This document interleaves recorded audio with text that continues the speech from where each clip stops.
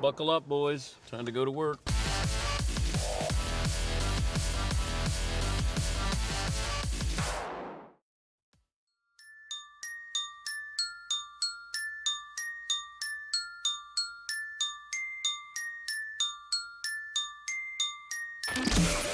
I would be really interested in getting Tua if I'm the Chargers. Dan Patrick. Are the Chargers moving up because they want to get him at 2 or 3 or wherever it's going to be? Wouldn't it be appropriate if he went to? See what I did with that, Todd? Todd, wake up.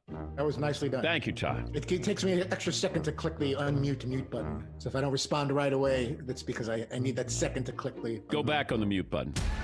Thank you. Welcome to the Dan Patrick Show. One day before the virtual NFL Draft. He's Peter Schrager, co-host of NFL Network's Good Morning Football. The draft begins where? Draft begins at number 3. The more I'm getting into this and the more my phone is lighting up, the teams that are dying for a quarterback after Joe Burrow, it might be rather limited. Broadcasting from the Mercedes Man Cave. This is Dan Patrick. Well, he's back. Rob Gronkowski ending his one-year retirement, rejoining Tom Brady now with the Tampa Bay Buccaneers. We didn't get a lot of time to react to this. Just the possibility of, hey, Aaron Gronk might be coming back. You know, that Adam Schefter, he was a buzzkill yesterday. Because all of a sudden, Danettes were talking with amongst one another, and all of a sudden it was like there's this group text, and we go, hey, you're hearing Gronk, and then, hey, Schefty just reported he's passed his physical, he's going to Tampa Bay. I'm like, wait a minute, how is that a done deal? But Gronk, it seemed like, and look, am I surprised? And did I think he was coming back? No, I did not. I thought that he was happy working at the WWE. He's a very smart, he's a good businessman. I think Gronk's good at playing dumb, but he's a smart guy. WWE has some business opportunities, and I thought he was just starting to get healthier. He had lost weight, started to feel a little bit better, and we know what the game did to him, all the surgeries there, and he's a Hall of Famer. And that's why I thought, as much as he'd love to come back, as much as he'd love to play with Brady at another place and have fun, I just didn't think he would do it. He joins a talented group of receivers. You got Mike Evans, you got Chris Godwin, you got 2 tight ends right now, Braid and Howard. I don't know if you're going to keep both of those guys because I look at Gronk, he's not going to be your typical tight end here. He's not going to be your every down tight end. He's going to be the guy who can come in, and you got guys who are going to be able to stretch the field. Gronk works over the middle. In the red zone, you got that security blanket for Tom. He knows what Brady does. Brady knows what Gronk does. He's not going to be the same Gronk that we saw a few years ago, but still, at that position, he sort of plays that position where I post you up. You know, if you play basketball and you have the guy who can just take up space inside and you can't move him, that's what Gronk can do. He can go over the middle of the field. He can take up space. Is he going to have yards after the catch? Probably not. But you start to look at what Tampa is doing, and, of course, I'm all in on my Buccaneers. I don't think this changes. It should change their Super Bowl odds, but it did. They went from 6th best odds to 4th best odds in the NFL. I didn't agree with that. I think Gronk helps them. I don't know how much, and I'm cautiously optimistic of what Gronk is able to do. We do know about the injuries. We know he's been limited. He hasn't played 16 games in a season since 2011. Single-digit games, played twice in the last 6 years. He's 31 in May. I like it. Maybe it's one of those where he doesn't give you that much on the field, but I do think there's entertainment. I do think there is a levity that he can add, and Brady likes him being around. You know, Adam Schefter on his podcast had Gronk on recently, and this is September. And, you know, everybody kept thinking, if Tom calls, hey, if Tom calls. Well, Tom eventually called. It just wasn't with the Patriots, which we'll get into in a moment. But here's a little bit of that podcast with Adam Schefter and Gronk. If Tom calls you in December and says, Rob, come on, post, stretch run, playoffs, Don't have to come back that much. You're feeling good. Your toes are better from the CBD. Your body feels better. your weight's better. What do you say when Tom calls you, Rob? Yeah, I'm gonna be doing his treatments, getting his pliability. If he comes over and rubs some CBD Matic on me, I'll feel twice as good then, and then I'll be ready to go. It'd be hard to turn down your friend and quarterback if he calls you late in the season. I might have to try some of that CBD.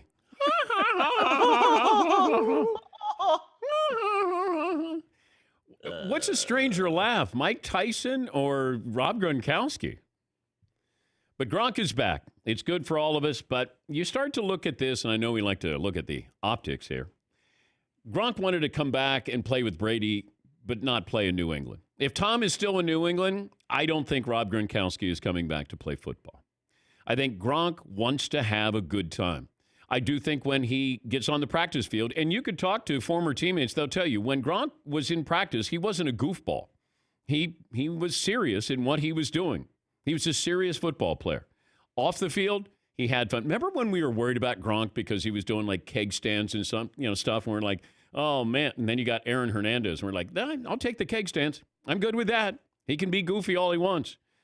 But Gronk coming back, I'm cautiously optimistic that it can work. But you already have a couple of good tight ends. Maybe O.J. Howard can come back and give you the production he had 2 years ago. Cameron Brate is probably the guy that they want to keep because that is more in line with what Brady wants with his tight end. O.J. Howard, I think, has a higher ceiling, but fell off dramatically this past year. All right, 877-3DP-SHOW, email address dp@danpatrick.com, Twitter handle at DP Show. A couple of poll questions here. Let me run down the guest list. The aforementioned Adam Schefter will join us from the mothership. That'll be coming up a little bit. We'll talk to Nick Saban coming up in the final hour of the program. If you'd like to watch, you can. YouTube.com/Dan Patrick Show, and, of course, our great radio affiliates around the country. If I told you back in August, these are the things that are going to happen. Now, just understand, even if I said, hey, these are things that could happen in August. Andrew Luck's going to retire. Antonio Brown's going to be out of football completely. Phillip Rivers is going to the Colts. Teddy Bridgewater is going to be the Panthers' starting quarterback. Joe Burrow is going number 1 in the draft. Now, this is prior to last season. Oh, by the way, Lamar Jackson's going to be the NFL MVP. Luke Kuechly's going to retire. Tom Brady's going to be a Tampa Bay Buccaneer. So is Rob Gronkowski. All of those things have happened since last August. Isn't that crazy? If I said 3 of these sound kind of far-fetched. Wait, so Cam Newton's not going to be in Carolina. Wait, Phillip Rivers with the Colts?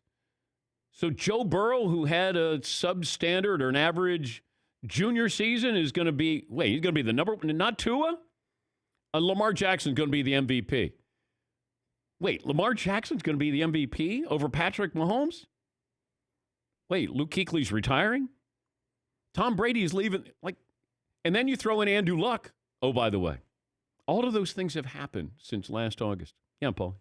This is why the NFL dominates. I mean, the NBA's got some pretty good storylines, the super teams, but look at this stuff. And there's a lot of bad stuff here, too. You don't want Andrew Luck going away. You wish Antonio Brown would right his ship. But from a drama coverage standpoint, there's 365. Yeah, and then I started to look at this with, the Patriots and having fun. And I know that people are going to be rooting for the Buccaneers to do well as if to say, hey, take that, Bill Belichick. Is the Patriot way starting to crumble a little bit? Are we seeing behind the curtain there? Tom doesn't want to stay there. It's not fun. I mean, those guys still have some Super Bowl rings to look at. I'm going to guess that the Packers didn't have fun with Vince Lombardi. And you got something for nothing. You got a 4th-round pick for Rob Gronkowski. Because Rob wasn't coming back. Salary cap-wise, you wouldn't have been able to have him come back. And you got a 4th-round pick. I think both teams did well here. I think the Patriots getting something for nothing. Now, we look at it and go, wait, they weren't going to get Gronk back. So you have to understand that. Gronk wasn't going to play for New England. Gronk was going to play with Tom. His allegiance, his loyalty is Tom Brady, not the Patriots. It's always been that way. Patriots got something for nothing. The Buccaneers got a security blanket for Tom Brady. And, of course, the sports media got content for the next couple of days. Not in that order. No. Who had the better day yesterday? The Buccaneers, the Patriots, or us in the sports media? And we get to use this for a little while and then bring it back when the season starts as well. Then we get to see Gronk in the uniform and how he looks in a Buccaneer uniform. Brady throws his first pass to Gronk. Gronk in Tampa. What could go wrong there? You got to put him up in Jeter's house, right? So, Tom, it's such a big house, although it's not that big because Tom had to go to the park to throw. But you could have that where Tom needs to get away, but he can't go out socially, so he just goes to the other end of the house, and then Gronk's there. Gronk sets up disco ball, dance floor, got beer on tap, and then Tom can go into another world by staying in the same house with Derek Jeter. All right, we'll come up with a poll question. McLovin, what are you sitting on today? Okay, now that they have Gronk, are the Bucs the favorite in the NFC? Now, I understand you were early and you don't want everyone on this bandwagon, but if we put that poll up, I think a lot of people are picking the Bucs now. I want them to be a little more under the radar here. I don't want everybody because this. I go back to the Cleveland Browns. Everybody hyped them. I got nervous, and I was like, when Paulie said, "Well, are they more likely to go far in the playoffs or not make the playoffs?" I said, "Not make the playoffs." I just didn't like the mix. I didn't like the coach. I didn't like the whole situation where that Odell Beckham is there and is he running the offense. You do have Bruce Arians and Tom Brady. So I start at the top with people that I trust. With Cleveland, with Freddie Kitchens and Baker Mayfield in his second year, I just didn't trust that. Brady and Arians, I trust. The Saints are still team. They're not even the best team in their own division, in my opinion. The Saints are still the team to beat. As far as a Super Bowl contender, yeah, I guess. If they win 11 games, you get to host a playoff game. You got a chance to do some damage there. But I would say the Saints are probably the team to beat, certainly in that division. And then you have, the Niners are going to be good again. By the way, absolutely stunned. John Lynch, the GM of the Niners, comes out and says, yeah, we had some interest in Tom Brady. Who does that benefit? John was in the media. He knows how this works. Are you trying to get Jimmy Garoppolo to play better? I don't know if this gets Jimmy Garoppolo to play better. But if that's the logic, okay. I was shocked that John would say this. And, give credit to Rich Eisen, who asked John Lynch on his show, hey, do you have any interest in Tom Brady? Yeah, we had conversations. That's why I kept saying, until I hear somebody say, that's crazy. We're not interested in Tom Brady. We got Jimmy Garoppolo. Well, maybe that's why we didn't hear Kyle Shanahan say, we're not interested in Brady, because they were. They were. But don't admit it. But Garoppolo has to know that, okay, if I'm going to get replaced, I get replaced by Tom Brady. All right. Now, at least he knows that situation. He knows, Tom, he's been there before. It would be kind of strange, though, for Garoppolo. It's like, oh, you got to be kidding me. I get traded. Now he's going to come in and take my job. But, yeah, I saw that, and I went, you got to be kidding me. Why would you admit that? Crazy. Absolutely. What other poll questions do you have, McLovin? Okay, you mentioned it earlier. Would you rather play for a coach you hated and won the Super Bowl, or play for a coach you liked and get to the playoffs and risk it? The Belichick question. And maybe, I don't know, does Nick Saban qualify for that, or do his players like him? Well, you don't hear those players because those players aren't interviewed at Alabama. And I think there is a great respect for them, but it feels like they pick their words very carefully when they talk about Nick Saban.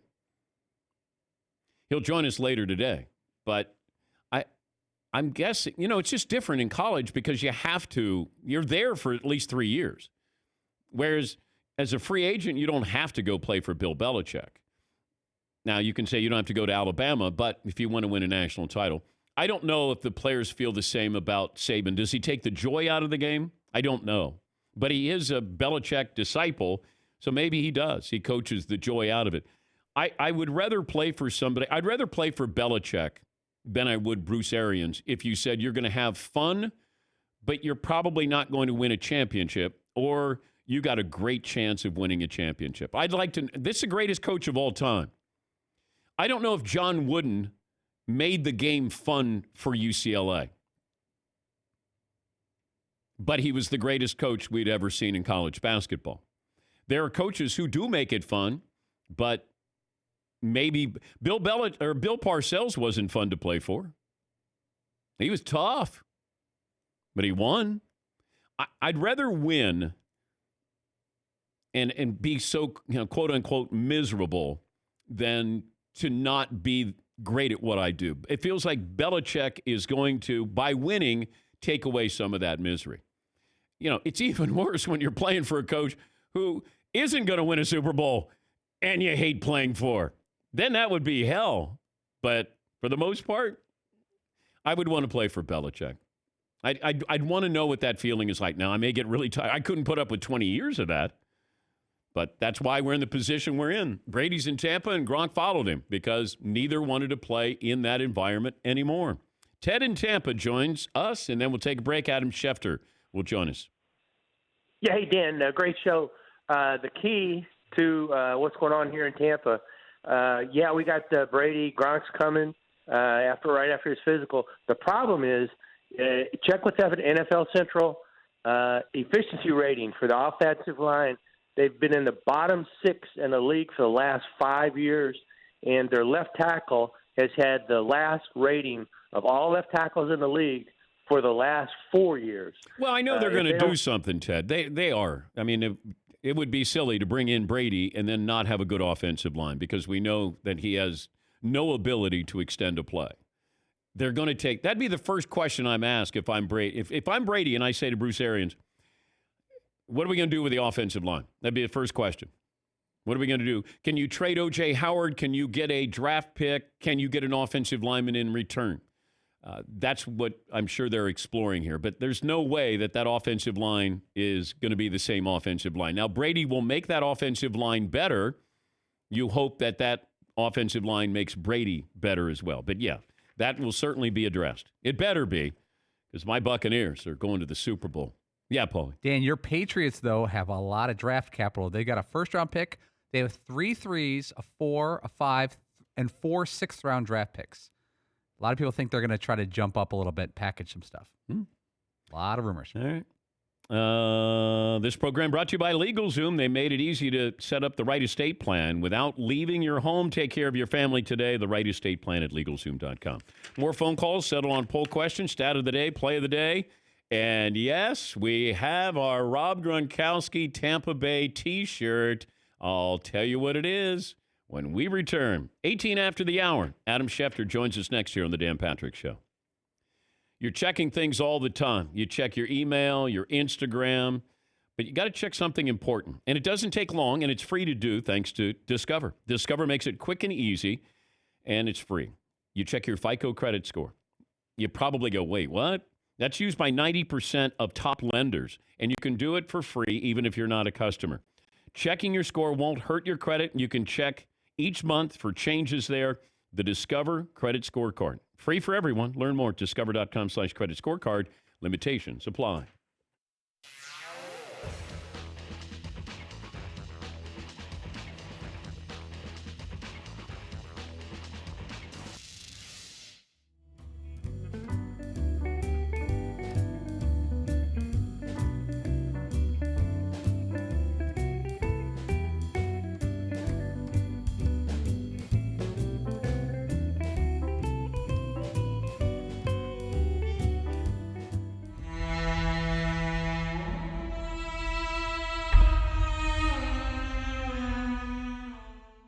When's the last time you asked for a picture with a celebrity? Man, that's a good question. I think it's happened this year. I don't remember. I do that with sports guys. I go, can I? Like who? Scottie Pippen. Maybe 2 years ago, I saw Scottie Pippen. I was like, hey, I got to do that. Yeah, guys I love. What about Jordan? Well, I screwed up. He hosted Saturday Night Live. I was with him a whole week, and it was nuts. I remember when Jordan hosted SNL, Lauren was telling everybody, just stop with the autographs. Stop. Leave him alone. And I remember seeing Schneider with a basketball like this. I was like, I thought we're not allowed to do that. He's like, it's Jordan. It's So everybody got to get their autograph, and you were the one that didn't get it on. Cool, and now I regret it. How good was Jordan on Saturday Night Live? He was a stud. We all were in love with him. He was the greatest. Hung out with us, laughed like the Jordan you love.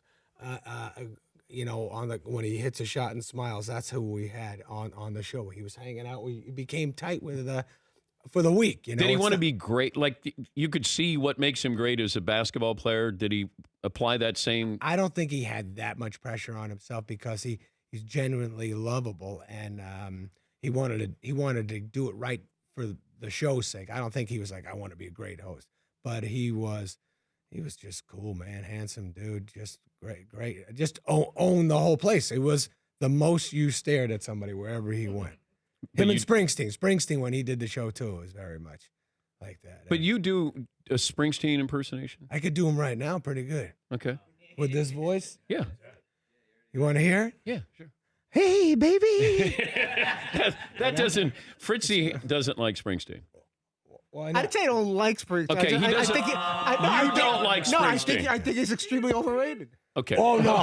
Well, okay. But he likes him. He just thinks he's extremely overrated. I got you. Give Sandman your Springsteen medley. All right, come on now. After she put a kiss to bed, all right. Santa Claus is coming to town. Hey, little girl, is your daddy home? That's good. So, all right, yeah. No, he does get I gotta say, seeing Springsteen as you saw him live ever? I've never seen him live. Well, there you go. Saw Billy Joel a bunch of times. That's a great one. Okay, Billy but Joel. Springsteen, when you see Springsteen, is it the same way with Jordan that kind of look, don't touch? No. Both of those guys were friendly. Like we hung out. But you couldn't with. get pictures. Buddy, we did a skit with Jordan where we were like it was like a Globetrotter skit, right? I don't remember the whole thing, but we shot at a YMCA in New York City with Jordan, and we were on the same team as him, and we got to pass him the ball, and he'd take a shot, and he was in a wig though, right? He had some old time wig, yeah. But it was he was just cool and laughing. What's his character? Was that the one where he's Motorboat Jones or something? Maybe. Yeah, he was doing like a spoof, but he had a wig. Right. Sweet River Baines. Oh, Yes. that's what it was. Yeah, River Baines. Motorboat. There's a different thing. That's close. I think Paulie's revealing something about his home life there. I got a motorboat you.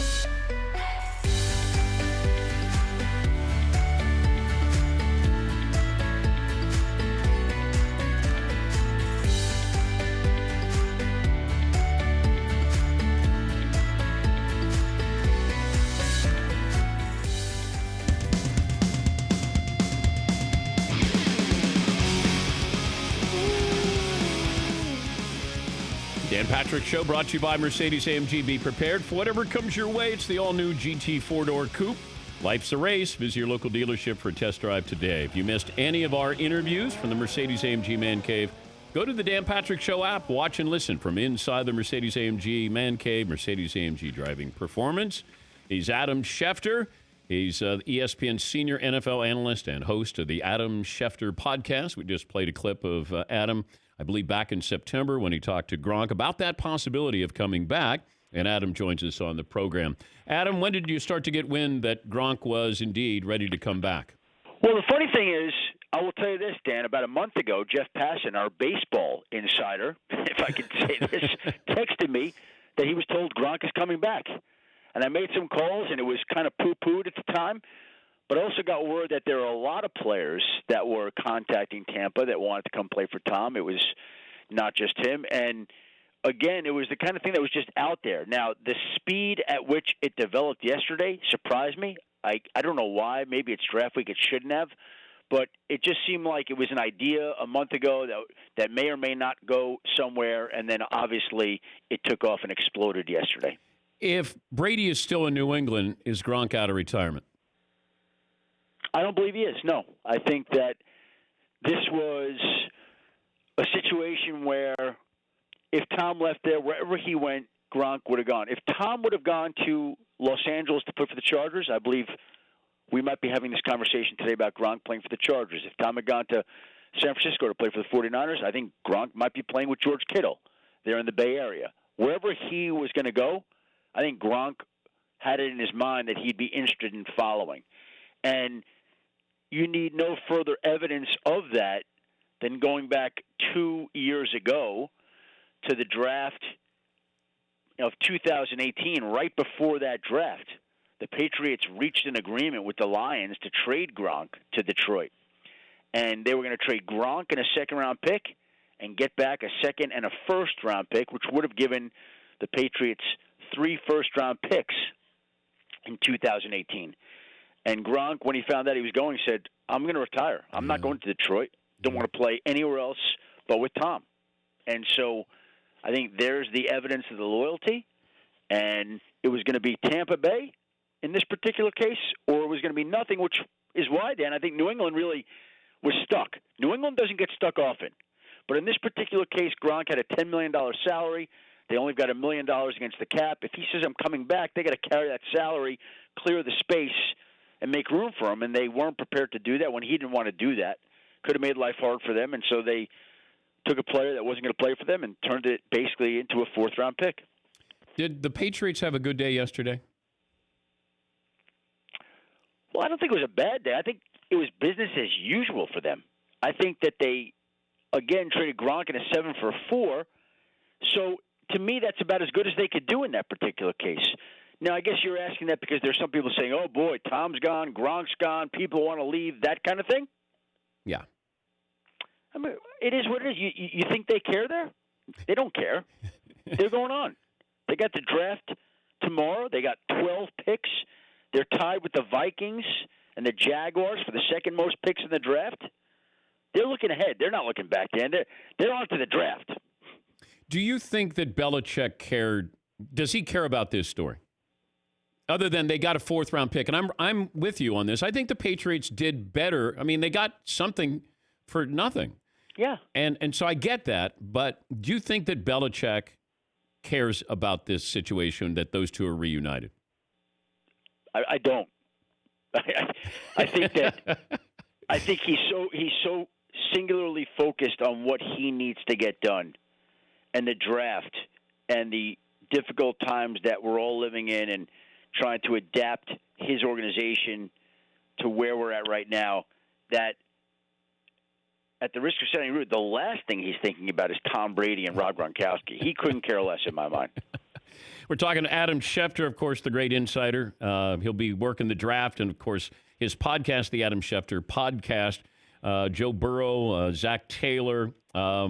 We had Zach Taylor on, and he said, we're kind of locked in on who we're going to take. Yeah. Have they wavered at all? Has there been an offer presented to them about going up to number 1? I don't believe they wavered one bit, Dan. Okay. I'm sure people have called, and they have held firm and true to the guy that they've wanted all along. They have not balked at all. They have not wavered at all, not to my knowledge. I'm sure they have gotten some calls, and they have told anybody who is called to date, thank you very much, but no thank you. We are staying where we are, and we're going to take the quarterback from LSU, Joe Burrow. And I know that you're not an analyst, you're an insider, but when you start to look at what's going on, like you have to be an analyst in looking at the games that are played leading up to the draft. What is real, what is not. Yeah. You know, and I always say it's a roller coaster ride for every quarterback. And you look each week, and it felt like each quarterback got a week where we talked about them. We praised them, and then we buried them. You know, Jordan Love had his week. And then, you know, it feels like Justin Herbert got his week. And now Tua is getting a week that he doesn't want because it's all negativity here. How do you sort out exactly what is going on with Tua and his camp? You know, Dan, it's funny you say that because I think of that, and every year we watch it unfold. And I think this is the 30th NFL draft that I've covered. And you see these guys, in a way, they're like stocks. Their stock is up one week, their stock is down the next. It's up, it's down. And you never quite know the way it's going to go, but rest be assured, during the process, almost everybody outside the number one overall pick will have his stock down at some point in time, no matter how good he is. And so Tua has gone through that. Look, and I'm a part of this. Like, I ride that wave too. Yeah. Last week I thought, boy, Justin Herbert's going to the Dolphins, I think. And now I don't know that I think that anymore. And I don't know what I think with Miami at 5, to be perfectly frank, if I'm going to tell it like it is, because the Dolphins have done a great job. When you talk to people, I say, what do you know? They said, I know it's very quiet out of Miami. My sense today is that the Dolphins like Jordan Love and Tua more than they like Herbert. But do I know that? I don't know that, Dan. Oh, my God. And listen, that's the beauty of this draft. You know why? Because it's the bewitching hour. It's the moment of the truth, and everybody's got to put their cards on the table, right? Like, yep, here's the quarterback we like. We like this one. We're taking this guy, and there's no hiding it. But you also have people who will remember when Tua was getting roughed up, and then Trent Dilfer, who had been working him out, came to his defense, and then it's this game of ping pong with opinions here. Boomer Esiason going after Mike Lombardi, talking about how could you dare leak this information about Tua? This is a smear campaign. You know, are they hoping that he gets to New England and Belichick takes Tua because he's friends with Saban? Like, there's some wild bleep going on here. That's what the draft is and always has been. And it's a situation where it's just,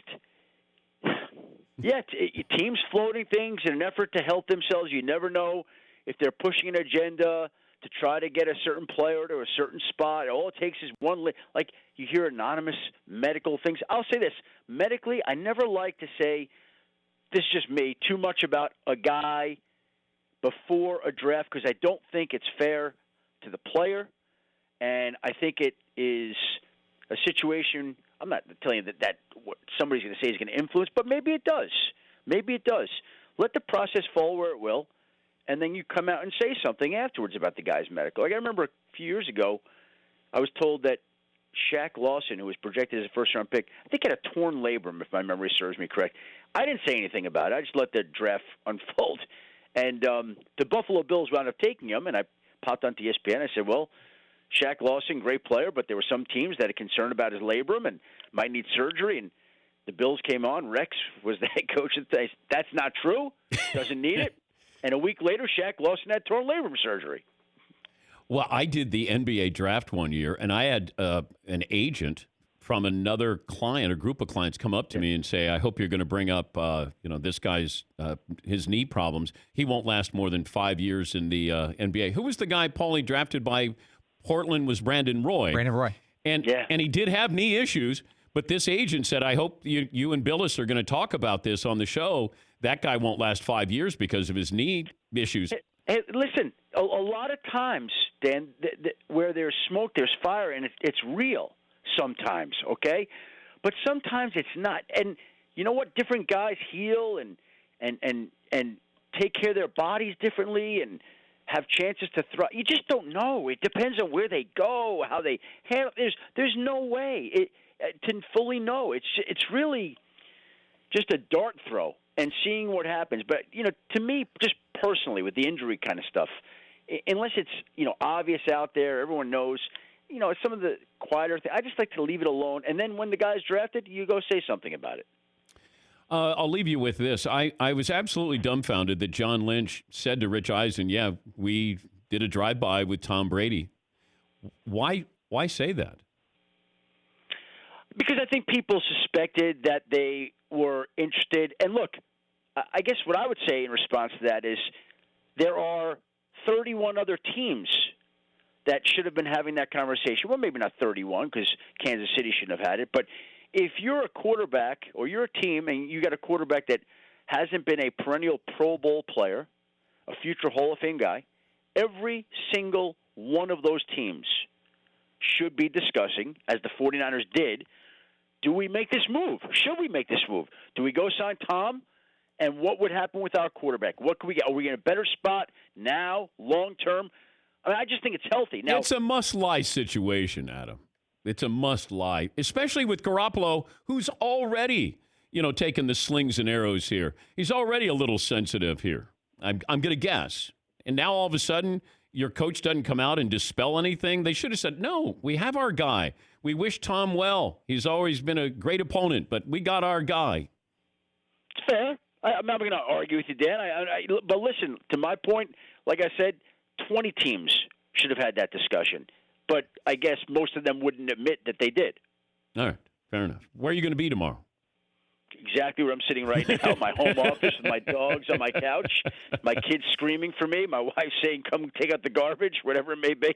Have you heard about our Tampa Bay T-shirt situation? What is your Tampa Bay situation? Well, we came out with the T-shirt as soon as Tom announced he was going to Tampa Bay. We came up with Tampa Bay, made T-shirts.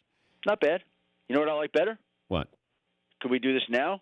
Like, can I whisper it to one of you guys and, like, we go in together, Dan? Sure. I can do a rev share.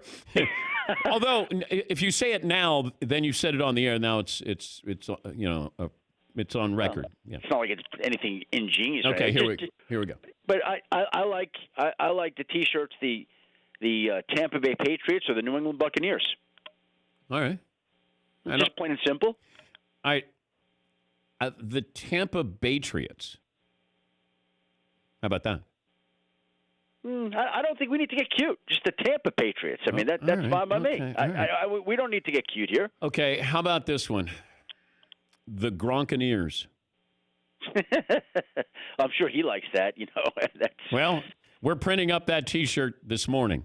Okay. Well, you gonna send some to me? You gonna send some to me, Dan? Yeah, I'd be more than happy to. Okay, good. Now, you strike me as a sleeveless kind of guy. Definitely not a sleeveless kind of guy. You got like little patches of hair growing on your arm. You don't get to show that off. I saw Michael Scott, in the office in the basketball game, and it struck me as you might be sort of a Michael Scott-like basketball player, like surprisingly jacked. Back in the day, I was the last guy on my high school basketball team. I wasn't very good, but I was a try-hard guy. I was not talented like you in basketball, Dan. You were a try-hard guy. Always been a try-hard guy. Never very talented, but always try-hard. We'll get you some T-shirts. We got the Tampa Bay. Well, we were told by Tom's law firm that we have to. I got a letter yesterday. Yeah. Yeah, they said we got to stop selling the T-shirts by the end of the month. Cease and desist? I didn't get that yet. I think I got a cease. I didn't get the desist yet. Yeah. But, we have to stop selling those T-shirts. Like I said, New England Buccaneers, Tampa Bay Patriots. It's simple but effective. All right, we'll workshop that. Yeah, please do. All right. Have fun tomorrow. And don't tip any enjoy the picks. draft. Thanks for having me. Be well and stay safe to you and everybody out there. That's Adam Schefter, ESPN Senior NFL Insider. The Adam Schefter podcast as well. This week, his guest, Joe Burrow, and the head coach of the Bengals, Zach Taylor. Always good to have Schefty on. But I wanted a little bit more of a courting period, a little bit more flirtation with the Gronk situation. That happened quickly. In the words of Ron Burgundy, that escalated quickly. I went, wait a minute. No. And he passed his physical. How did Gronk pass his physical? Okay, was it a virtual physical? Damn, I want to do that, where I don't have to go in. I could do a virtual physical. So how you feeling, son? Well, let me feel myself. Good. By the way, I'm sleeping with my barber. Yeah. I know it's going to be a shock to say this on national radio and TV. I'm sleeping with my barber. Yeah. Steve? No. Oh. No. My wife gave me a haircut last night. Yeah. Yeah. It was one of those, she goes, do you care if I cut your hair? And I said, you've had a glass of wine. No. And she said, no, I'll be good. And they take that first, and I go, and you see just a clump of hair fall, and I go, oh, my God. And I thought, I'm going to come in, I'm going to look like Fritzy. Yeah, Paul. It was a little flyaway yesterday. It looked like you'd about 2 weeks past your cut window. By far. And my wife goes to CVS, and she goes, I got some clippers. And I go, okay. And so she gave me a haircut last night. Yes, Todd. What's that like, seeing a clump of hair fall off your head? Just trying to share don't know what that's all about, but I'll take your word for it. How many decades has it been since you've seen a clump of Decades, hair? wow. Wow, that's mean. So beyond that. But back hair. And the little arm hair that Schefter referred to, little patches of arm hair. Yeah. All right, so we have a new T-shirt. It's the Gronkaneers. We'll show it to you. And I know you're going to say, that's so bad. We know it is. We thought Tampa Bay was so bad, and it got us in trouble. Yeah, Seton. Now you have a set. You can get the Tampa Bay and the Gronkaneers. The Gronkaneers. Get them together. Yes. You have to complete the set, right? Yeah, we do. But the Gronkaneers, that's the new T-shirt. I believe it's up on the website already. You can order it. Yes, Todd. Now, Gronk doesn't seem like the type that's going to have his lawyers contact us about that. I don't think we need to mention that right now, do we? I think they're throwing that even out there. I don't think. What if Gronk is hired the same law firm as Tom? It's possible. Yeah, it is. That's why we should let's just plead ignorance here. Or we, take the bull by the horns and do the trademark thing and not have to even worry about it. I don't want the trademark to it. I didn't. Yeah, but if someone's going to come in and stop us from making them, and we have to consider. That's okay. How about you and all your free time? You file for the trademark, Todd. I'll have to look into that. I'll make some calls. I'm good at making calls. There is no way that this will go any further than what it just did right here. There's no way. But if you want it, go get it. I think I'll look into that. I'll call my trademark people. I got all kinds of trademark content. Oh, my God. All right. Play of the day is coming up next year. A little bit later on, we'll talk to Nick Saban and check in with the Tampa Bay Buccaneers as well. Back after this.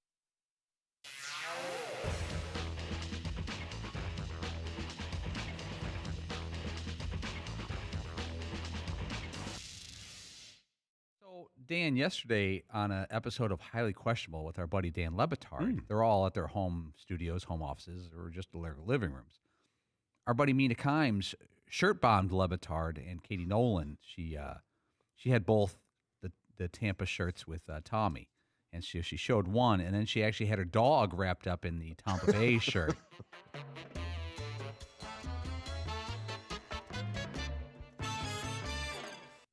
It's a little hot before we get started. I just want to.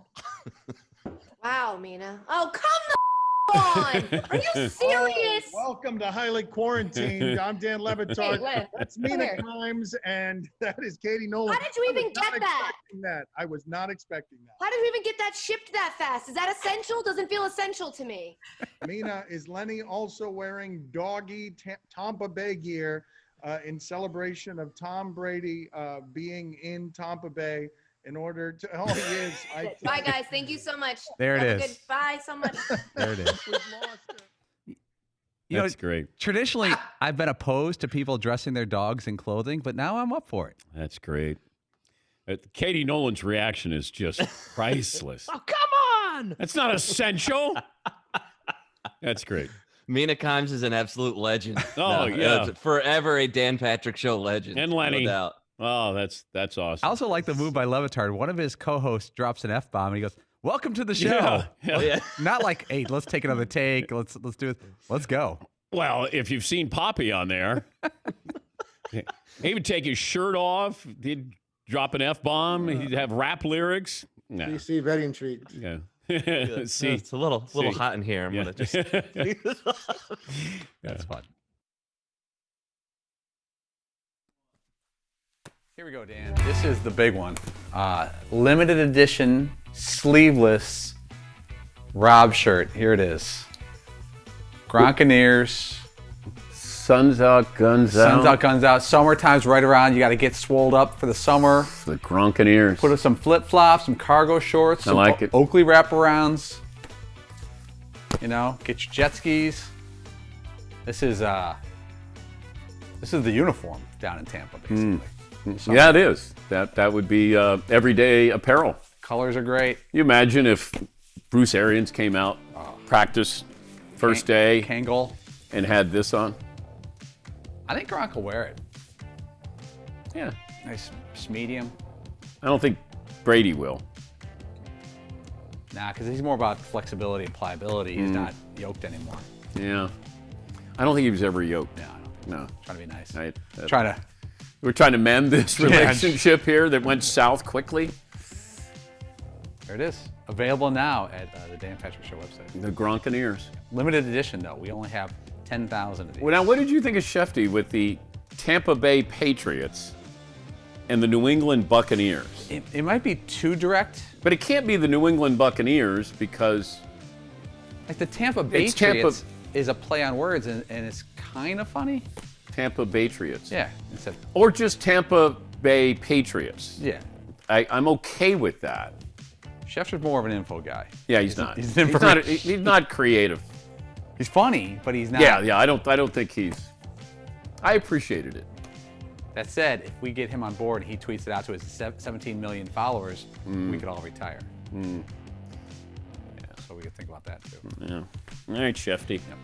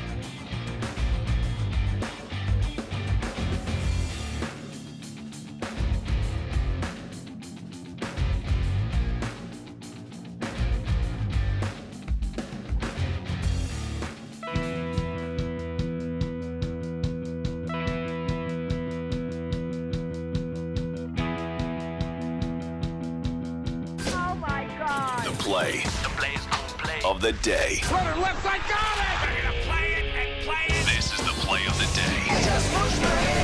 Check this out. Struck him out. There it is. Career strikeout number 3,000 for John Smoltz. History in Atlanta. And the congratulations from Brian McCann. That ball ticketed for Cooperstown, and someday so's that man. Fox Sports South with the call, little outcast, Atlanta natives.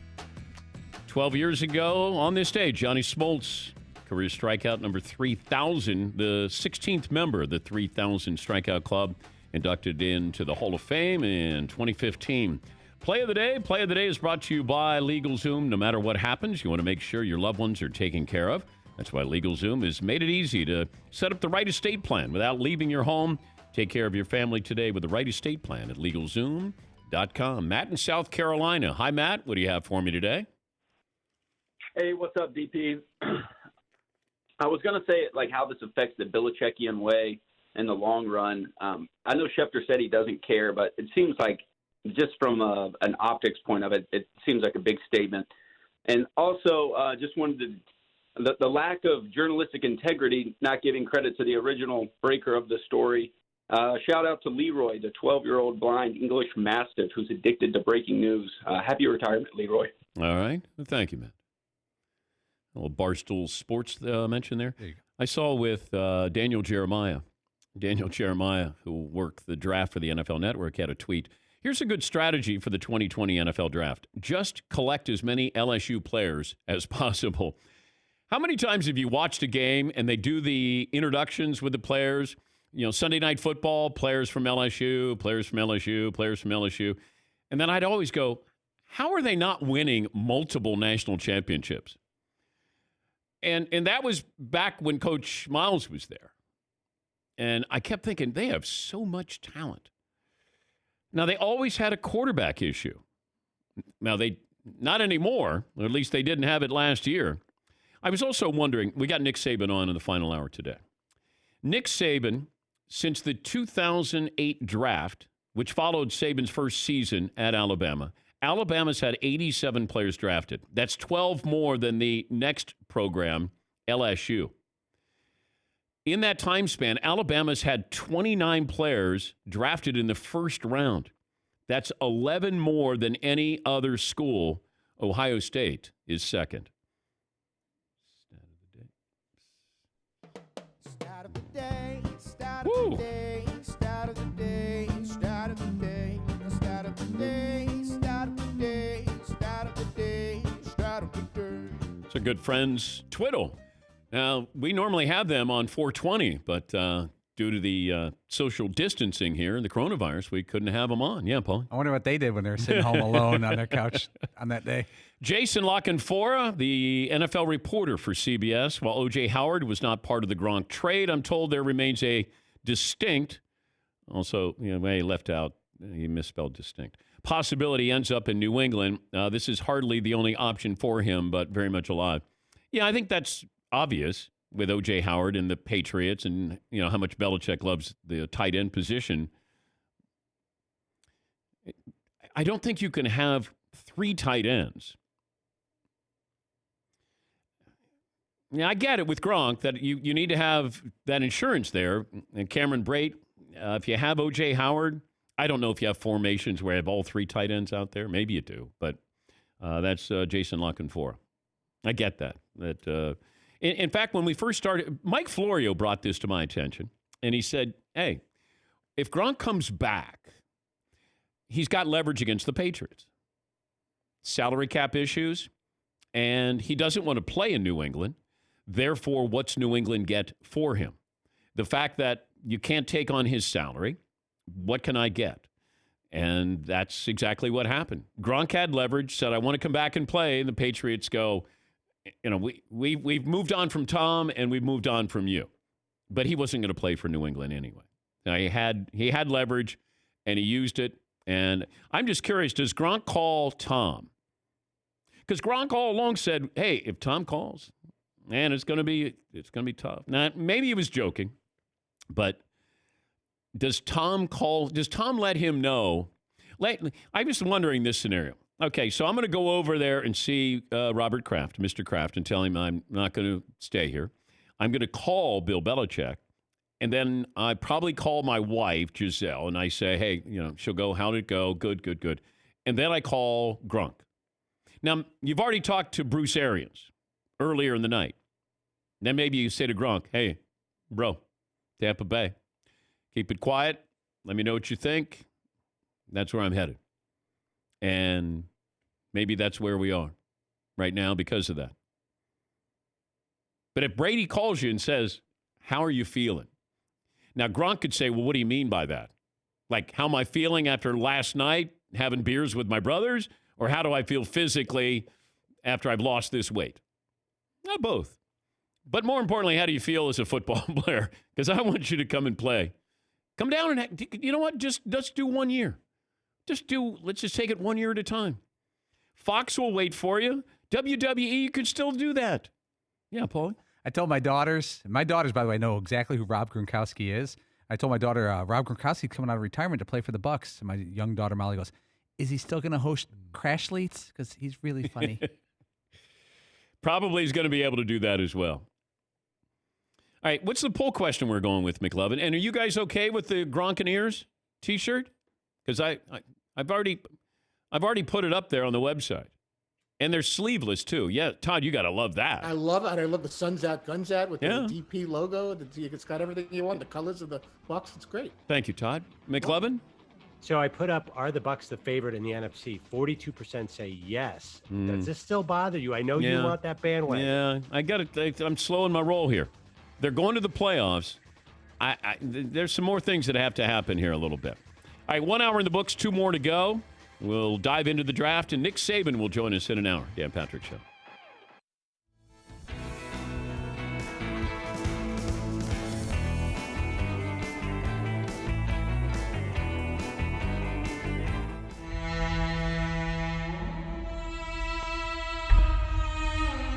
When's the last time you got yelled at by Coach Saban?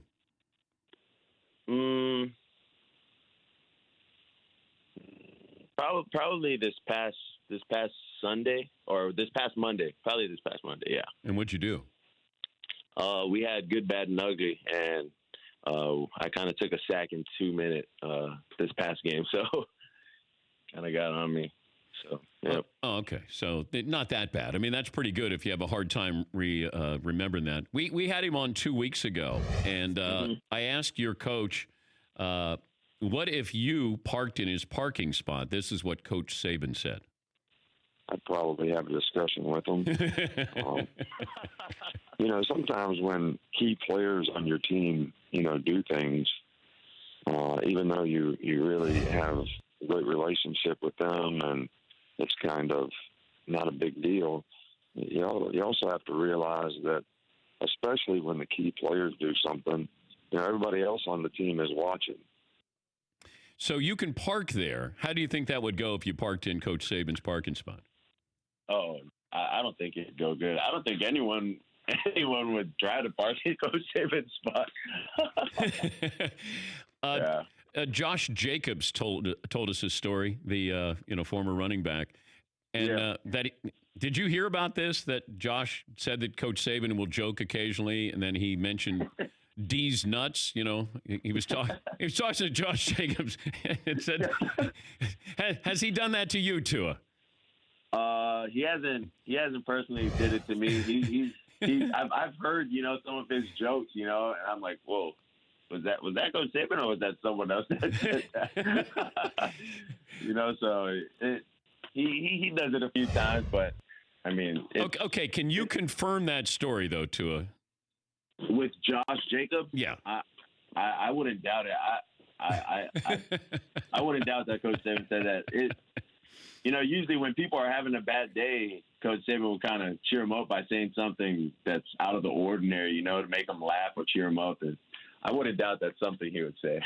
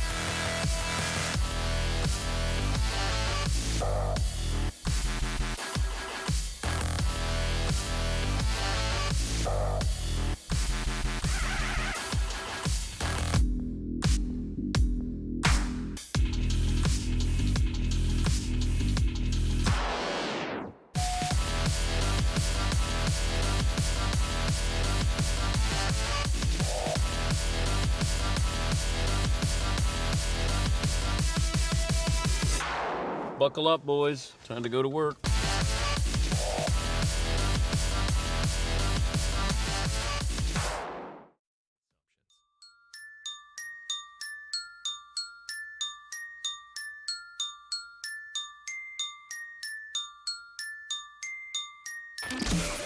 I would be really interested in getting Tua if I'm the Chargers. Dan Patrick. Are the Chargers moving up because they want to get him at 2 or 3 or wherever it's going to be?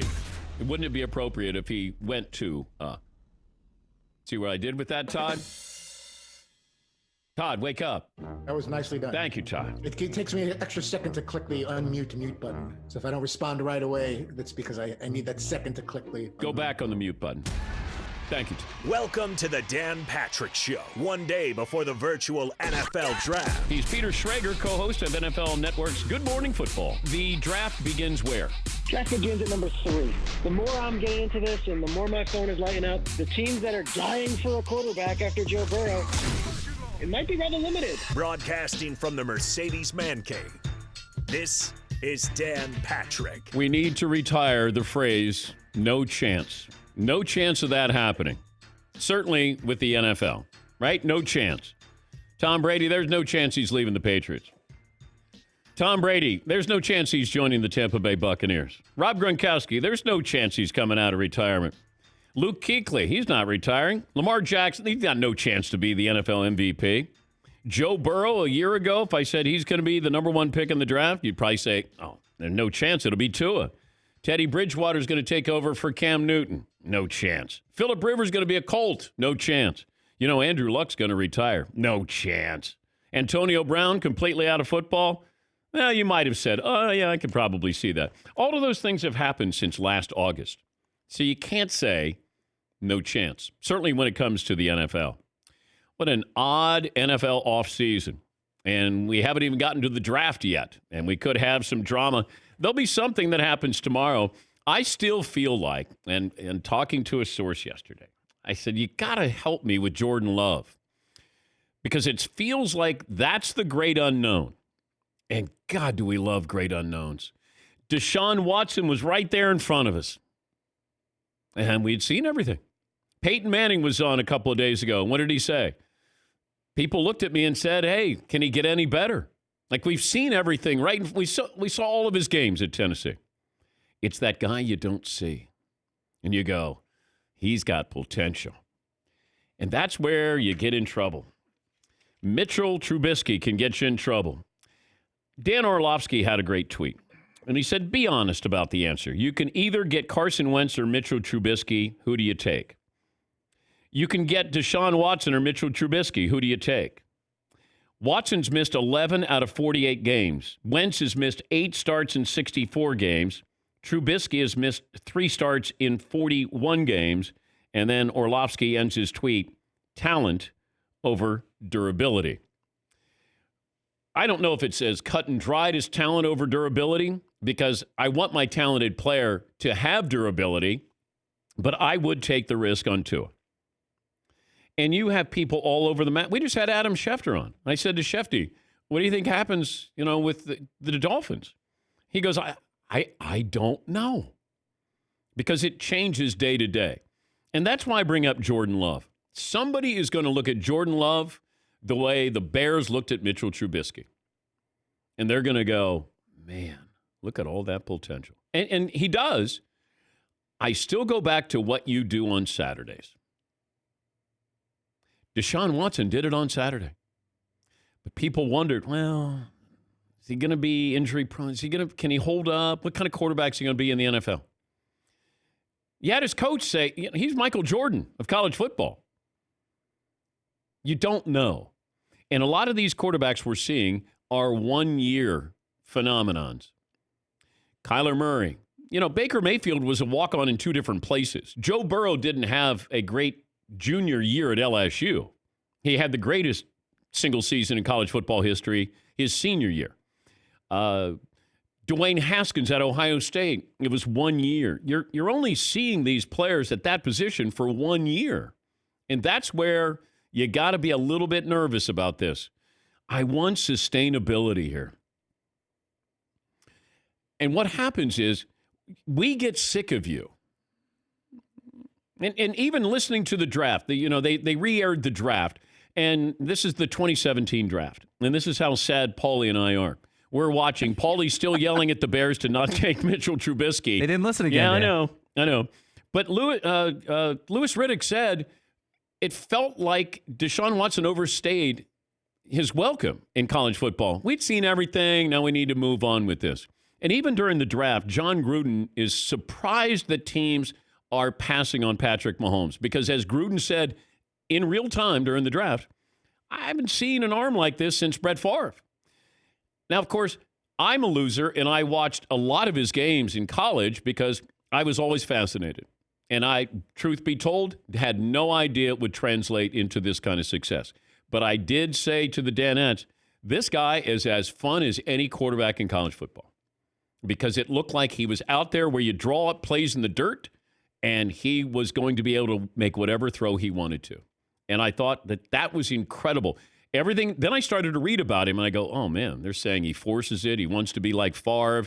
That's not a good thing. All these negative things. Gunslinger, takes chances. And I thought, oh, okay. And then go to the draft, and that's when my source said, you want to get Patrick Mahomes on. I go, why? I mean, I like him. He goes, oh, he's moving up. I go, wait, what do you mean? No, he's moving up in the draft. I said, well, what round? He goes, first round. I go, he's moving up. How high? He goes, he's moving up. Get him on the show. Now, it's one of those I say to Fritzy, we got to get Patrick Mahomes on. Okay. I mean, we got to get him on now. Why? This is during draft week. He goes, he's moving up. Fritzy goes, moving, like, where's he moving? I said, in the draft, he's moving up. You must have thought I was crazy when I said, you got to get Mahomes on. I thought he was like getting a suitcase. He's changing zip codes. Yeah, he's moving on up to the west side or east side. What's a deluxe apartment in the sky? Yeah, Paulie. I was watching the 2017 draft, and Gruden and Louis Riddick and those guys are there, and they point out that when the Chiefs trade up to get Mahomes, a couple people on the set were like, man, this is weird. They've got Alex Smith. He's got a winning record. He's 26 touchdowns and 5 picks Alex Smith had the year they took Mahomes. Yeah. But Gruden jumps in and goes, you know what? Alex Smith is not special. He goes, they think that this guy's special. He goes, I haven't seen throws like this since Favre. And he goes, and Andy Reid loves guys like that who can do things that most guys can't. This guy. I like that arm on that Mahomes. And then the same thing with Deshaun Watson. Now, I thought Deshaun Watson was going to be a very good quarterback in the NFL. Mahomes, I thought, maybe he's one of those guys that just has potential, and he's going to be sort of a loose cannon in there. But if you play for a team that's not very good, that you can still have fun with him.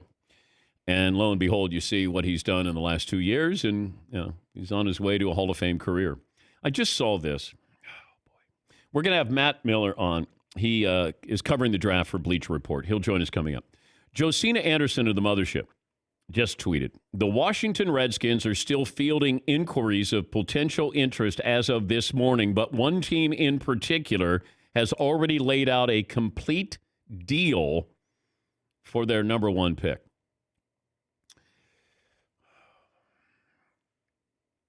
If you know the team, you know the deal, can't you tweet it? Unless the Redskins say, hey, we got somebody they're absolutely drunk. They want to give us everything here. And then Matt Miller from Bleacher Report said, watch the Patriots trade 13 selections to get the number 2 pick and take Chase Young. I don't think that's going to happen, but he'll join us coming up here. I was wondering if anybody's going up to get that number 2 pick, and Washington wants to drum up some interest there. Because what you hear is, yeah, we got some teams that are interested, but hey, we love Chase Young. Okay, I get it. Is somebody going up at number 2 to get Chase Young, or are they going up to get Tua Tagovailoa? And a long-winded way of getting back to Jordan Love, I think somebody does something a little crazy tomorrow night with Jordan Love. Maybe I'm absolutely wrong, but I just talking to somebody yesterday, and he said, look, I don't like him. I wouldn't go all in as a first-round draft pick, but there are people who really like him. They really like him because they see. If we saw Jordan Love play, in the SEC or ACC, and you saw all of his games the last 2 years, you'd go, "Oh, he kind of reminds me of Dak Prescott." But it feels like there's this great mystery that somebody's going to go, "You didn't see this like we did." And I think teams learn from what Andy Reid did, because Andy Reid said, "I got a capable quarterback here in Alex Smith. Pro Bowl quarterback, led us to the playoffs. You have to take a chance." And this is what Dan Orlovsky was saying the other day. You got to take a chance, and that means you got to take a chance on Tua. It feels like you're at the craps table. Do you have a team in your head that's going to do something? No, I don't. Like Because your opinion. I asked my source. I said, "Who's going to do something?" He said, "I don't know. I just know that the chatter amongst scouts is they're fascinated about Jordan Love. That they're not quite sure because they know what they see in Justin Herbert. This was the down low I got yesterday. Burrow they think is real, but won't be really great. Tua has the chance to be really great, or in 5 years he's not playing in the NFL. Justin Herbert, they know exactly what they're getting. Jordan Love is the mystery." And if you look back, we've seen Justin Herbert the last couple of years with all that hype. We've seen Tua Tagovailoa. We've seen Joe Burrow. Who's the guy we haven't seen? Jordan Love. Oh, it's so good. It is so good. Poll options, McLovin, what do you have for us today? By the way, we say good morning to our radio and TV partners. You can watch and you can enjoy, hopefully. YouTube.com/The Dan Patrick Show. We got a new T-shirt with Rob Gronkowski going to the Buccaneers. The Gronkaneers. And it's sleeveless, of course. Sun's out, guns out on the back, and up on the website right now. And yes, we have until the 27th. You got 5 more days to get the Tampa Bay T-shirt. 5 more shopping days. And then we will comply with the law firm who reached out to us, and they were very nice. And we did come up with our new T-shirt. How's that? What's that T-shirt read, Seton? So his name is Tom? Yeah. Okay. Right. We really made that. Yeah, we did. I said. We really did. Yeah. They're selling. Yeah. Okay, because that's what, the letter we got from the law firm said, they pointed some things out that his name is Tom. First name is Tom. First name is Tom, and his last name is Brady, and he wears number 12. And I go, well, why don't we just make that T-shirt? Like Tom can't trademark Tom. And so those websites are up there. And what's it read, Seton?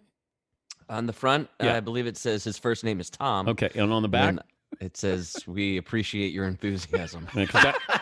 That was also in the letter that said, "We appreciate your enthusiasm." I don't want to get sued. Feels like we do. With putting that up there? We're quoting the letter from the law office. Yeah, but I'm also listening to what was said in the letter to us to take it down, which we will. And we'll send a letter to them to say, we're going to comply and take this down. Absolutely. We understand that when Tom gets it. Now, could we push this if we wanted to? Yeah, we could, but I don't want to. We've done. Does Gronk have a lawyer? Because is he represented by the same people with Brady? Because we may get one of these letters from Gronk with Gronkaneers. Yes, Eden. And yeah, I mean, we can acknowledge that we're being generous in our own right by giving up the shirt that we created to Tom and his intellectual property. I'm giving the shirt off my back to Tom Brady. Literally giving that up there. All right, McLovin, what's the poll question? Okay, last night, Paul had to endure watching Mitchell Trubisky being drafted. Who is the quarterback in 5 years that we're going to say, I can't believe that team picked him there? If I give you Joe Burrow, Tua, Jalen Hurts, Jordan Love, and Justin Herbert, who's the guy in 5 years we're like, oh my gosh, I can't believe how wrong everybody was? It'll be Jordan Love or Jalen Hurts, I feel like. Because if Miami takes Tua or the Chargers take Tua, I don't think we're going to be critical of them. If somebody goes goofy and goes up and then takes Justin Herbert at number 2, then we might be doing that. It's who did or didn't take Jordan Love, and to a lesser degree, who did or didn't take Jalen Hurts. Because I could still see Jalen Hurts as a guy in Carolina where you can get him maybe in the third round and he's your backup to Teddy Bridgewater. Maybe. But if Tua starts to fall, Jacksonville, Raiders, and Carolina, from what I'm told, are going to seize the opportunity. And they'd be crazy not to. If I'm Jacksonville and I got Gardner Minshew and I can get Tua at a discounted rate, yep. The Raiders is tricky from what I was told because, okay, you got Carr and you bring in Marcus Mariota. And I think they do have a soft spot in their heart for Carr, even though it feels like it's very tenuous there. And then you bring in Mariota. Can they? And Gruden knows quarterbacks. Can you make him a reclamation project? Yes. But if Tua falls in your lap and you go into a new stadium, I think that'll be tough to pass up there. But Jordan Love, definitely. Somebody's going to be really, and pun intended, in love. Really in love. Jalen Hurts, I like Jalen Hurts as, kind of a discounted quarterback. Yeah, McLevin. What if Justin Herbert is the Blake Bortles of this draft and he goes 2 or 3 to a team who's been slow playing him? Well, we expect him to be up there. If he doesn't go 2 or 3, then he's going to go 5 or 6. That's not a big... Mitchell Trubisky shocked us, right? They traded up for him. Yeah, McLevin. He was moving up mock drafts mysteriously, Trubisky. He was like, by the end, he was 4 or 5 on everybody's mock. 2 was shocking. But the amazing thing is, there was nothing that I saw from Trubisky where I went, I get it. If you're lighting up the ACC, I mean, hey, did you see what he did against Wake Forest? No. Yeah, Paul. And Jalen Hurts could be the other way, right? How do we pass on this guy? He's a bigger, stronger Kyler Murray. He ran for 1,300 yards last year at the quarterback position. He threw for 4,000 yards and is 70% passer. In college, at Alabama and Oklahoma, he threw for 80 touchdowns and 20 picks. But I think he's been pigeonholed as like a fullback in a halfback in a quarterback's position, and he can't get out of it. Yeah, there's a little bit of Dak Prescott with him as well. I can see that sort of hybrid there, but that's not bad. Not bad at all. Jordan Love had 17 interceptions last year. That's the most in FBS. Yeah, McLevin. Can you explain that? I still don't get it. He was so bad last year. It's a new... Okay, this is what I was told. My source said, hey, had a whole new scheme. He didn't master the scheme, and there were injuries, and he did not have anywhere near the offense he had the previous year. Because I watched 2 full games last year because I was told... You got to see this Jordan Love guy. I said, who's he play for? He said, Utah State. And I go, all right, I'm going to watch Utah State. And I did. And I went, I don't get it. And then my source goes, watch him again. I watched again. I said, I don't get it. And he said, all right, well, those were 2 bad games. I go, well, tell me when he has a good one. I got to go back to the previous year, 2018. But he does have a ton of talent. I don't want to hear somebody has a big arm. I don't. You know what I'd love to hear? This guy has the ability to process in real time, and he stands in the pocket. When he gets hit, he gets back up. When he throws an interception, he comes back with even more. Those are the things I want at that position. You can have a big arm. And usually when they lead with that, it feels like you're lacking in something else that I think is really important. The intangibles at that position are so important, more so than any other position in all of sports. The intangibles. What's Brady? If you put him at the combine again, like there's no physical traits where you go, God, he doesn't have any of that. He has intangibles. He's considered mentally tough, smart.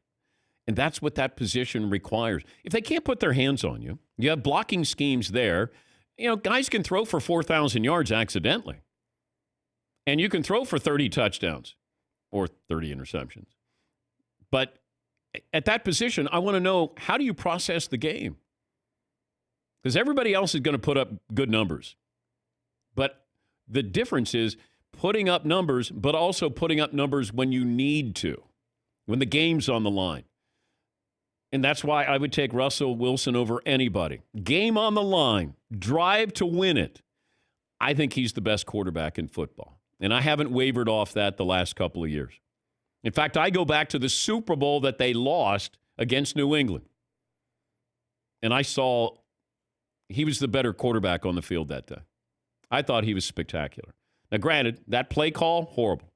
And we know how it ended. But, you get that guy who's smart. I can take advantage here. I've been in this situation. I process this. I've done my homework. That's what you want, not somebody who's got a big arm. It's like the guy that guy can throw hard. Does he throw it over the plate? No, but he can throw hard. I'd prefer that you maybe threw it over the plate here. Paulie, do I have to take a break right now? You do. Okay. And you got to watch something. Tom Brady just posted a nice video. Is it about us? No, it's not okay. lawsuit related. It's Gronk related. Oh, Gronk related. Oh, okay.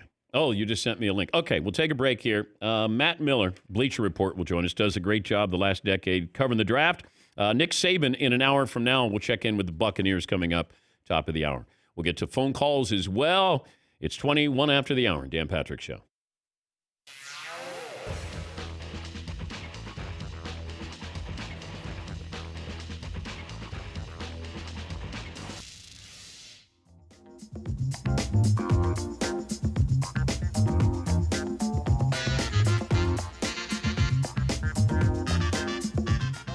Tough night last night.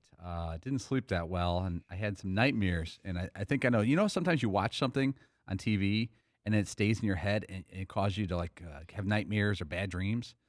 I watched the 2017 NFL Draft, Dan, and the first pick was Myles Garrett to the Browns, and then the San Francisco 49ers had the second pick, and the Bears had the third pick.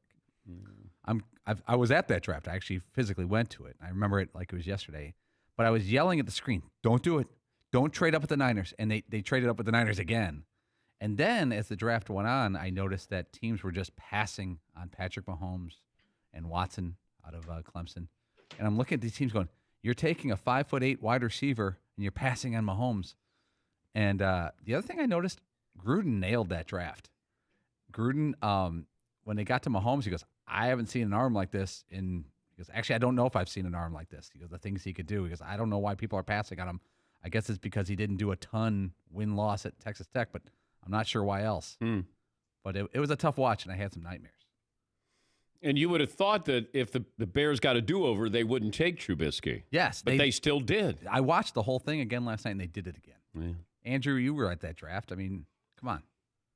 Can confirm they did take Mitchell Trubisky. But if you said to the Cleveland Browns, your quarterback problems are over forever, take Patrick Mahomes instead of Myles Garrett. And you could have traded it down and done it. Yeah. Your quarterback troubles are over for the next decade, at least. Yeah, but I don't know, Dan. You sure Mahomes could have worked out in Cleveland? Let's be honest here. You're right. You're right. Maybe he wouldn't have.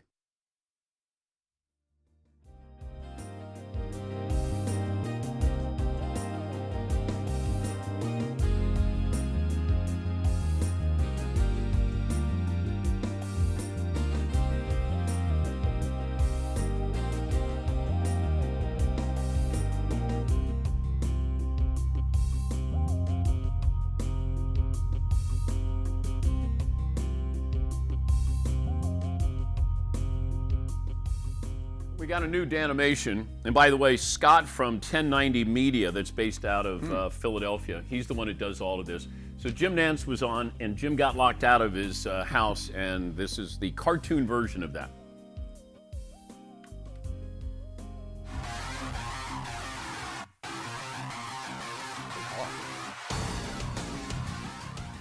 Jim Nantz, lead play-by-play voice of the Masters, the NFL and CBS, NCAA Final Four. Man, he would have been busy this week. Are you in your office? I am. Okay, can you do? It's been been turned upside down as I've been trying to turn into a studio doing these Zoom shows. I need you to get up. I need you to go into the backyard and turn on the Augusta music. I'm walking out of my office. Okay. Out my front door. Okay. Now, you know what I've done? I've shut myself out. I've locked myself out of my home. I was trying to go back to my office. You know, I blame Fritzy. I miss you guys up here. Yeah, we didn't have our annual shootout, so So Andrew, McLovin. McLovin is still the champ. I know. Jim's got great sound system there. Are you? I'm starting to see some promise. Okay. Don't give up on me. No, never. Unable to play. Okay, we're going to play the music, and I'm going to let you act as if the Masters is happening right now. So, friends, welcome to Thursday at the Masters. Our hearts and thoughts go out to all of you, and I'm being very serious. This has been the most fascinating time for any of us in our lives. We're going to get through this together, one step at a time. Stay safe, stay home, stay healthy. God bless you all on this holy week, and we'll look forward to seeing you in November. I'm sending this to Jim. How good is that? That's so funny. I like how he's got a Rolls Royce and a Bugatti there in his driveway. That's very realistic. Yeah. So we'll have a minute for the Brady clip. Okay.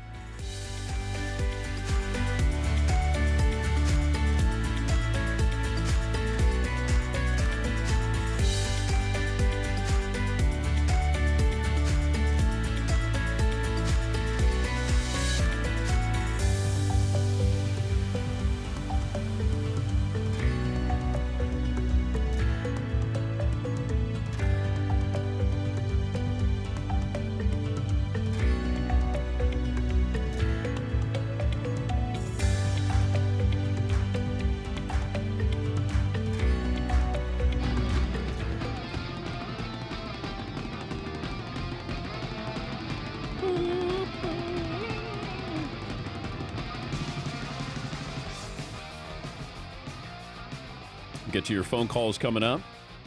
In fact, we'll get to Ryan in Ohio right now. Hey, Ryan, what's on your mind? Hey, Dan, 6'5", 240. I am curious what your thoughts are on the Browns investigating trade options for Trent Williams, or if you think that they should draft tackle in the first round. I'll hang up and listen. Thanks. Trent's going to cost you a lot, but you might look at doing both. I was just told that the Redskins will trade Trent Williams and get a number 1 pick and then use that pick on an offensive lineman. And my source said that still believes Chase Young is going to Washington. No matter what is being said here about, somebody's got a complete package here. Josina Anderson from the Mothership covers the NFL, said that the Redskins are fielding offers here, inquiries, and that somebody has put an offer there in front of the Redskins. I don't know if it's an offer that they can refuse or can't refuse, but I was told Trent Williams will be traded, and Washington will get a first-round pick. Maybe that's to Cleveland. But, oh, by the way, we just saw this video that Tom Brady put out, and this can't be in Tampa. This has to be in New England, where Tom's in his backyard, and he's got a horn, like one of those Viking horns or something, like, and then Gronk comes out of the woods here, and then he says, he's out of breath. He goes, Gronk, reporting his order. I don't know when they shot this, but Brady just put it out. Make it seem like Gronk has come to the rescue there in Tampa, but it's good. But that's New England. That is not Tampa. They must have just said, you know what, spoof somebody, because eventually, maybe you do come out of retirement. If not, it would be fun to kind of, stir the pot a little bit. Yeah, Paul. Did he make one with Edelman as well, just in case? Feel bad for Jules. He's going to look around that locker room and go, what am I doing? Who are these guys? He'd kind of be like, what in the hell happened? Wait. What? I'm the last one? Yeah. Wait, who do I got? Oh, I got Chris Hogan here. Oh, okay. Now I feel better. Dola's gone. Everybody's gone, man. Dola. Yeah. Everybody made the same joke yesterday about Edelman. Just kind of being sad, looking out the window, and nobody's, Gronk's gone. Why not trade Edelman as well? I don't know what you get for Edelman, but unless Belichick's, unless he can win the trade, then you're not going to go, hey, Jules, I know you're kind of sad. I'm going to send you to Tampa Bay. I don't think Belichick really cares. Matt Miller, Bleacher Report, NFL draft expert, and has been doing so for a decade or so. Good to have you back, Matt. How are you? I'm doing well, Dan. It's good to be back on with you guys as well. All right, explain this. Josina Anderson had something that maybe somebody's going up to get the number 2 pick with the Washington Redskins. Fact or fit? I mean, is there something here?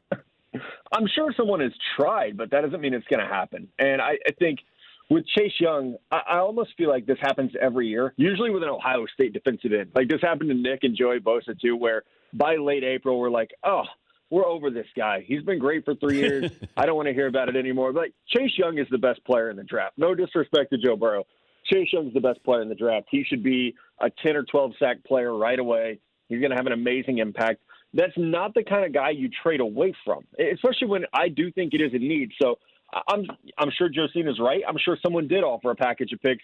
That doesn't mean Washington has to take that package of picks. As you were saying before, I think it's more likely they trade Trent Williams, whether that's to the Browns, the Buccaneers, the Broncos, someone in that 10 to 15 pick range, and then they double down and get an offensive tackle somewhere in the middle of the first round. And I don't know who needs that tackle more. Is it Denver? Is it Cleveland? Or is it Tampa? I mean, Tampa's offensive line is not good at all. But if you were going to place Trent Williams, where would you place him? Well, if I'm Trent Williams, I want to go to Tampa. I want to play with Tom Brady and Rob Gronkowski and have fun down there at the adult establishments that they have in Tampa Bay. I don't want to go to Cleveland and deal with Baker Mayfield and all the personalities on that team. Denver would be okay, but like you're not beating Pat Mahomes and the Chiefs. So if you go to Denver, you see at best you're a wild card team for as long as he's 32. For the rest of your career, you're a wild card team. So if I'm Trent Williams, I think he's his own agent. So he should be talking to Kyle Smith and the Redskins today, saying, "Hey, I want to go to Tampa. That's where I want to end up." Because other than that, I mean, the Jets, even a lot of the other teams that need offensive tackles and might be willing to trade, they're not good teams, and you have the possibility of going to Tampa, which I heard this morning that they almost dealt for him a couple weeks ago. They almost traded O.J. Howard for Trent Williams. So I think there's already a framework there that hopefully something like that does get done. Who will make a trade tomorrow in the first round? Oh, I think a lot of people. I think we're going to see a lot of trades this year because these GMs have been sitting at home trying to avoid their wives and kids with nothing to do but get on the phone with each other. So I think we'll see a lot of trades. I think the Panthers probably want to trade back. The Cardinals, the Jaguars probably want to trade back. So that's 3 teams in the top 10. I think the Falcons would like to come up to get C.J. Henderson from Florida. Feels like the Broncos would like to come up as well to get a wide receiver like Jerry Jeudy from Alabama or CeeDee Lamb from Oklahoma. So I think we could see a decent amount of action. Also, like we always see a little bit at the end of the first round, but the 49ers don't have a pick in round 2, 3, or 4. They're going to want more picks. The Chiefs only have 5 selections in this draft. They're going to want more picks. Saints only have 5 picks. So I think we could even see those, 24 to 32. We could see a lot of action there as people try to get out. When we're rewatching this draft in 5 years, who's the quarterback that we can't believe was drafted in that spot? If I said Burrow, Tua, Herbert, Jordan Love, or Jalen Hurts? I will take Jordan Love just because I feel like he does have the best potential, but potential is such a dirty word in evaluating because not very many people realize it. I'm sure like everybody else, I was watching the 2017 redraft last night, and to see Mahomes fall to 10, and there'd be a lot of skepticism of what this guy is going to be. He went to the perfect landing spot, and for Jordan Love, it would take a similar perfect landing spot. Maybe that's the Colts where he can sit and learn from Phillip Rivers, somewhere where he's not going to be forced into action right away. Maybe it's Tampa where he can learn behind Tom until he's ready to move on. But I think Jordan Love's raw talent is really intriguing, not to the point that he should be a top 5 pick, maybe not even a top 10 pick. But I do think if there's going to be one guy on the positive side, if there's one guy that surprises us, it would be Jordan Love. On the negative, I feel really good that Justin Herbert's going to go number 5 overall, and I feel really good that he should not go number 5 overall. So he might be the Mitch Trubisky. I just don't think he's that good, Dan. I really don't. Everyone, when they talk about Justin Herbert, they point to one game, the Rose Bowl, and then it's like, oh, but look how good he was at the Senior Bowl and the Combine. You're in shorts. There's no defense. But, Matt, if you see it, why don't other teams see it? I think because I don't have to draft a quarterback or I'm going to lose my job. Like, Bleacher Report's not going to fire me if I miss on a quarterback. I'm going to get embarrassed on Twitter. That's all that's going to happen. So there's so much pressure from owners and fans, and especially, if you're Miami, you haven't had a quarterback since Dan Marino. And you have to look at what Drew Brees does every year in New Orleans and say, We passed on that. So now I think there is just an incredible amount of pressure. It's why E.J. Manuel goes in the first round. It's why you trade up for Mitch Trubisky. It's this position more than any other gets over-evaluated. Justin Herbert at the end of the year was not the second-best quarterback in this draft class, but Thursday night he'll be drafted at that spot. So I think that's where sort of teams miss and mess up. And I hope I'm wrong. I want every player to succeed, but I just cannot sign off on that guy being a top 5 pick. What about Tua? I love Tua. You just feel bad for him because of the injuries. I think that's who Miami should draft. But again, if he has arthritis in his hip and can't play to the level we expect, I don't get fired for saying that's who they should draft. There are questions there. He's had 4 surgeries in 2 years. The hand, both ankles, and the hip. And even if you say, hey, he's cleared for football activity, okay, he is today, April 22nd. What's going to happen October 5th? How's he going to look there? He's not stayed healthy for an entire season at Alabama. And so I think when you draft him, that's just something you might have to deal with. You might have to be aware of the fact that we might not get this guy for 16 games. This might be a Ben Roethlisberger situation where he's going to be really good when he's on the field, and when he's not, you need to have a pretty good backup because it might not be, or 17 games once we get to that level. But I think Tua does everything you want.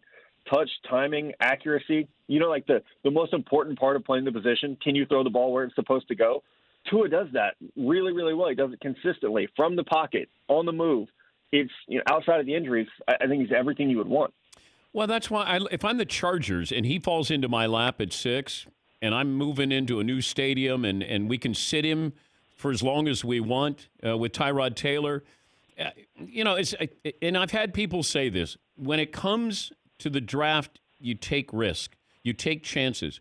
Dan Orlovsky said, hey, you take a I know what Justin Herbert is. I'm not quite sure what Tua is going to be. Don't be afraid to be great. Don't be afraid to roll the dice here. If I'm the Chargers and Tua's there and you really feel like you want a quarterback, I consider that a godsend. I do too. And it not just from a business perspective of you're moving into a new stadium, you need a face of the franchise. From a football perspective, like you said, they are telling everyone who will listen that they like Tyrod Taylor. Okay, let Tyrod play until you feel comfortable with Tua, until he can acclimate and you're really, really comfortable with the health. But I do think people forget the owners are involved in the draft. In a normal year, that owner is in the draft room with everyone, helping make these decisions. And eventually you have to sell tickets. Tua being from Hawaii, keep him over there on the West Coast. In L.A., he's going to be a superstar. And you're also getting – I think he's the most marketable, most well-known player in this draft. Joe Burrow is going to be the first pick. Tua is the household name. I get asked about him more than any player in the draft. So I think it makes sense for the Chargers, not to mention how amazing is he going to look in those new uniforms. Some guys just look like they're meant to be on a team.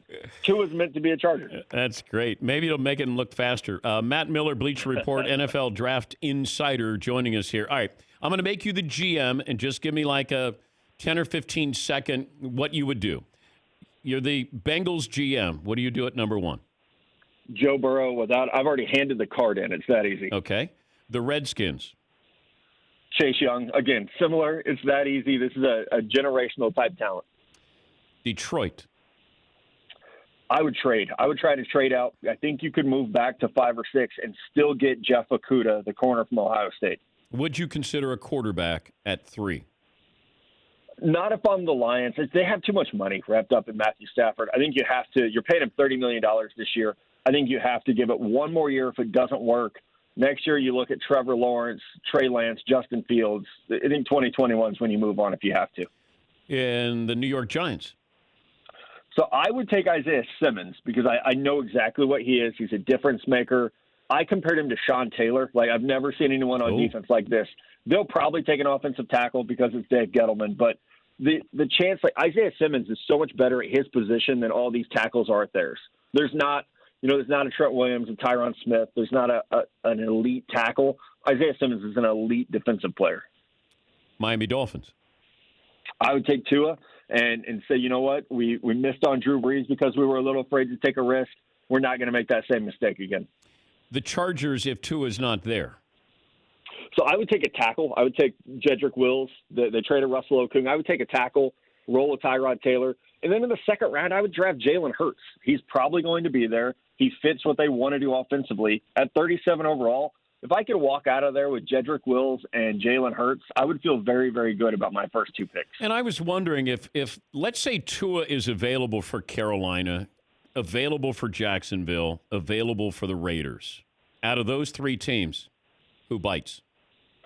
I would say the Jags, just because Gardner Minshew, you have nothing invested in him. Like, you got kind of lucky last year that he was good. Salary's unimportant. And if you replace him, this guy was a day 3 pick. We didn't value him that much at the time. We now have a very inexpensive, very good quarterback room. The Panthers have invested in Teddy for a couple of years. And with the Raiders, I actually don't think Tua's a great fit for John Gruden's offense. So I can understand the allure there. Yeah. John always wants to get better at quarterback, but I think of those, Jacksonville would be the best fit for him. I'll leave you with this. Write the headline for Friday morning. Oh, wow. That's tough. I mean, I think the headline's going to be about the quarterbacks falling. Herbert's going to go 5, and then where Tua goes, if he doesn't go 6, do the Patriots trade up to get him? Do the Saints get their quarterback of the future? Do the Packers get a quarterback of the future? So I think, when I stumble out of bed Friday morning, that's probably what I'll be thinking about is how much the quarterback landscape in the NFL changed overnight.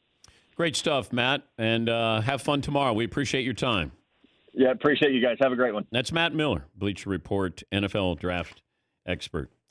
Yeah, really, I look at Tua as that's where the draft starts or changes. Chase Young should go 2. Joe Burrow goes 1.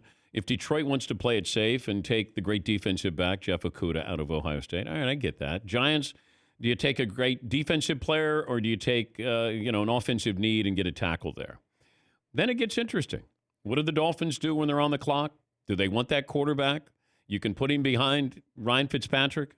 And then the Chargers. Do the Chargers, if Tua is there, do they take him? If Justin Herbert is there, do they take him? So it feels like it's Tua is making people think because you're not quite sure. We'll talk to his head coach. We'll talk to Nick Saban coming up next hour. We'll take a break here and come back here on the Dan Patrick Show after this.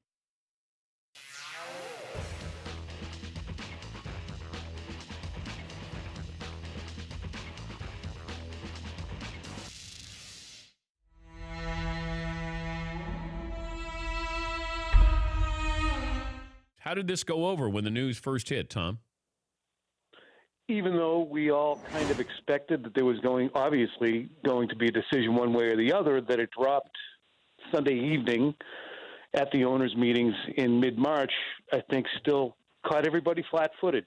And I kind of wonder about the timing today as I start to reflect on it, given the other news story that the Patriots have swirling around them, as to whether or not this is a little bit of a wag the dog type situation where they said, Gronk, can you please, if you're going to quit now, today, immediately? Well, you're used to conspiracy theories up there, so just throw another one on the fire. Is this more due to health, or is it maybe a business decision? It is primarily health and the fact that his body gets beat to hell, and over the course of the season, rolling out of bed after what he articulated during the Super Bowl, 50 car crashes, and then on Wednesday, them saying, okay, time to practice. Thursday, okay, time to practice. Sunday, okay, 50 more car crashes for you. It got to him. Now, the business stuff did enter into it, Dan, though, in the notion that I'm doing this for half of what Sammy Watkins makes. And I know I'm a better player. No disrespect, Sammy or any other wide receiver who's making that much more. Or Jimmy Garoppolo making 3 times. I know it's a different position, but he began probably in 2016 to say, well, that contract I signed in 2012 was great then. Now it's horrible. But is there any chance that this is sort of a temporary retirement for him, or do you think he's done? Once we get to mid-August, what is Rob Gronkowski doing? He's starting to get the itch. He's on some movie set somewhere, doing his 15th take of some 4-word line, and he's saying, "What am I doing here?" And he's saying, "You know what? I'm not going to go back. I'm not going to go back." And then maybe in September, he starts, and then October it gets harder, and then maybe he's back. That's my feeling. I don't think it's permanent. I would say there's a chance that it's not permanent. I know from the folks that I've talked to close to him that he's relieved, that he feels great about the decision, that he's in a great place mentally, which he was not in during the season at all last year. He had a very hard season mentally. He's in a great spot right now, but I also think that what Willie McGinnis broached a few weeks ago about I wouldn't be surprised if Gronk retired and then came back deep in the season, I still think that possibility definitely exists. What's your best Gronk story, on or off the field? Oh, boy. I think that off the field, it was the last time I saw him. It was the Super Bowl. I'm standing there. I didn't know that he had made an announcement that he wasn't making an announcement that night. So I'm kind of lurking at his locker, which was next to the showers. You never want that, but whatever. So I'm standing there, and he's in this area that's between the actual showers and the locker room. It's kind of sinks and everything. And he's got his shoulder pads on, his jersey still on, but he's just wearing his jock. I'm kind of just lurking and, glanced over, and he goes, "Look at this." Starts pointing at his thigh. And I'm like, "Whoa." And I'm like, "What am I looking at?" And he goes, "Look how swollen it is." Swollen up to about twice what it should have been. I'm like, "Whoa, that's bad." He goes, "Touch it." Comes over to me. I'm like, so I poke at it and go, "Wow, that's awful." He goes, "Yeah," because he got hit in the second half early. And I said, "Well, how bad's that going to be? Is that the worst you ever had?" "Nope, but at least I don't have to play tomorrow." So it's just, and then we had a conversation about that kind of an injury and how often he suffered it. And that's the kind of thing that, getting hit by a human missile who's 220 pounds going, that fast is going to create that kind of havoc in your body. It's a special day. Okay, it's cookie time. Now, I'm going to show you which hand. See, I'm showing you which hand. I put it behind my back, and then what do? I come out like that, and then you go, "You did it! Yay! Yay!"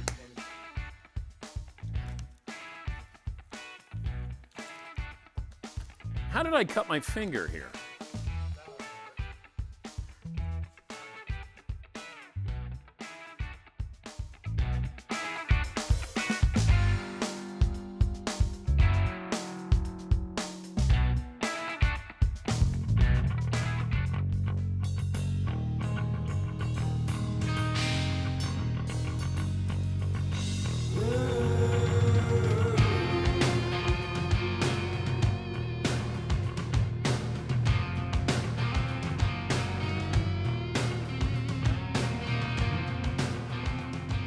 On this day, 2004, former Cardinals safety Pat Tillman killed in Afghanistan by friendly fire. Wow, 16 years ago. I hope his wife is doing okay today. 2004. Was it on this day that Gronk announced his retirement?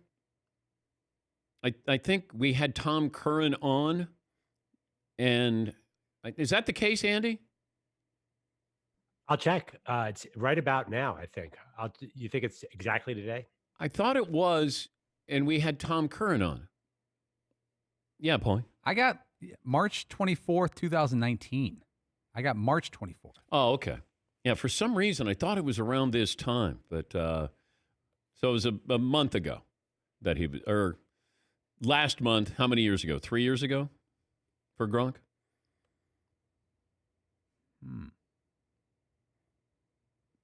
I don't even know what day of the week it is right now. So, I mean, I'm not. It's Tuesday, Dan. No, it's not. Dan, that would be Tuesday. You could have convinced me. The way Seton said it, Yes. he sounded like he knew what he was talking about. Like, it is Tuesday. yeah. Oh yeah. All right. I mean, it doesn't matter. Like all these days where you go. I base everything on when garbage day is. That's the only way that I know what's happening. And today is garbage day for me, and that's the only reason why I knew it was Wednesday. There you go. Yes, Paulie? What do you guys do when you have way too much garbage? Do you pile it on top and try to crunch it down, or put it on the sides and risk animals getting it? What's your policy? I bring it in to the studio, and we have a big dumpster out there. Really? Yeah, I offload. Yeah. That's a good move.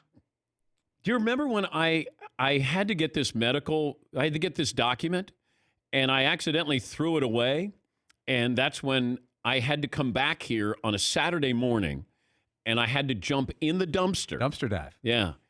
To find this document, or I couldn't go and get this blood work done. And they had the security camera. The big German has all, this armada of security cameras, and he's punching it up, and he records me jumping into the dumpster to get this document here. Todd, when's the last time you took out the garbage? What year is this? Yeah, that's what I thought. I saw where J-Lo and A-Rod are interested in maybe getting investors to buy the Mets there. They would be the faces of the franchise, which is good. Don't know how A-Rod would be obviously involved in the baseball part of this, but I don't know if he's putting up money. How does that work when you say, we want to get a group together, we want to use your money, but we want to get a group together? I'd like to do that. I'd like to get a group together with your money and we do something. Yeah, Paul. I know it's way down the road and it's just one of those stories in the New York papers, but MLB has to approve all owners. Just like they did with, they didn't approve Mark Cuban when he went for the Cubs. They slapped him on the wrist. Yeah. I wonder if A-Rod with his past, even though it's a long time ago, would be approved for ownership. I think it's a great question, and that's the elephant in the room. Does Rob Manfred look at A-Rod and what's he see? Who's he see? And this guy went after baseball. He's a cheater. It feels like his image has been greatly softened because of J-Lo, because these networks have hired him to be their lead analyst. The mothership, Fox puts him on in the postseason. J-Lo, the halftime show, A-Rod is there. To me, it's sort of an orchestrated way of softening that negative image that A-Rod had to get him into the Hall of Fame. I really believe that plays a large role in this. But if he wants to be the face or the faces of the Mets, I guess they could do worse. Yeah, Paul. You got to give A-Rod credit for pulling this off, though. I've seen him on Shark Tank. I've seen him on different shows where he's like a celebrity judge, and the casual sports fan is forgetting about his past. Casual sports fan. He looks good. He sounds good. But, and you're right, this whole new wave of baseball writer Hall of Fame voters, they're going to look at this differently than somebody my age, somebody who's been around the game. They're going to look at steroids differently. The question is, can Clemens and Bonds hold on to tap into that new wave of Hall of Fame voter? A-Rod's going to benefit. And A-Rod put up unbelievable numbers, and he was a wonderful player. But when you get popped a couple of times, you shouldn't be eligible for the Hall of Fame, in my opinion. If one time, okay. Second time, you should be out of baseball. I mean, that's the way I would. If you want to get him out of the game, that's how you do it. Baseball used to have you could test positive for 5 times, and your suspension wasn't like a year. I mean, it was crazy back then. You tested positive. You tested positive again. I think it was 5 times, and then they gave you 10 games or something crazy. Yeah, Paul. I miss the real old days before 2002 when there was no testing. You had to get caught with it on your locker shelf. We had to catch you with a needle in your arm. Big bag of steroids. Yeah. Hey, Canseco and McGuire, what are you doing in that bathroom stall? Nothing? Nothing? Big bag of steroids. Big gym bag that says steroids on the side, like a UPS label. Yeah. You could be afternoon school okay. special. I remember going into the Mets locker room in '86, and I saw this big bowl of. I thought it was like M&Ms or something, and it was speed. These are the best M&Ms I've ever had. Yeah, I'm gonna have some more. The good old days. Coming up, we'll check in with Rick Stroud. Does a great job covering Tampa Bay Buccaneers. Great columnist, and Nick Saban will join us as well. Final hour on this Wednesday Dan Patrick Show.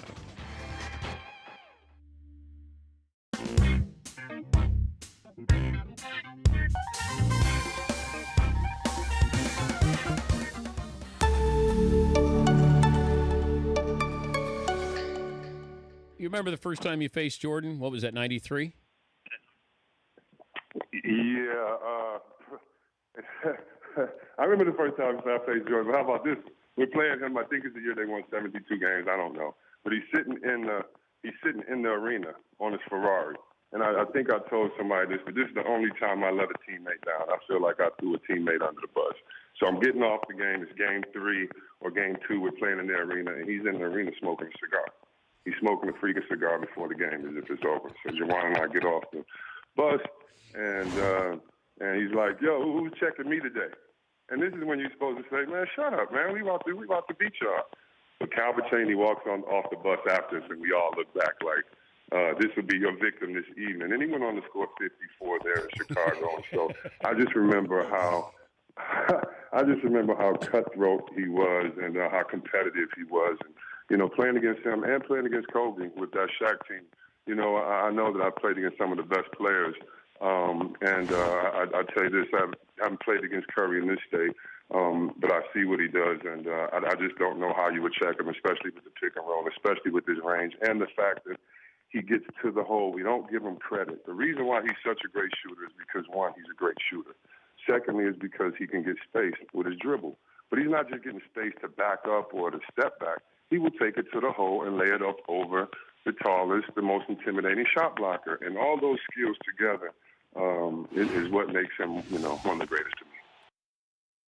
We had this conversation where guys in the back were talking about making Sunday gravy. Right. And I said, well, why don't you put up or shut up? So Alan, the IT guy, Rob is the intern, and Rob threw his hat in. He's 1/9 Italian.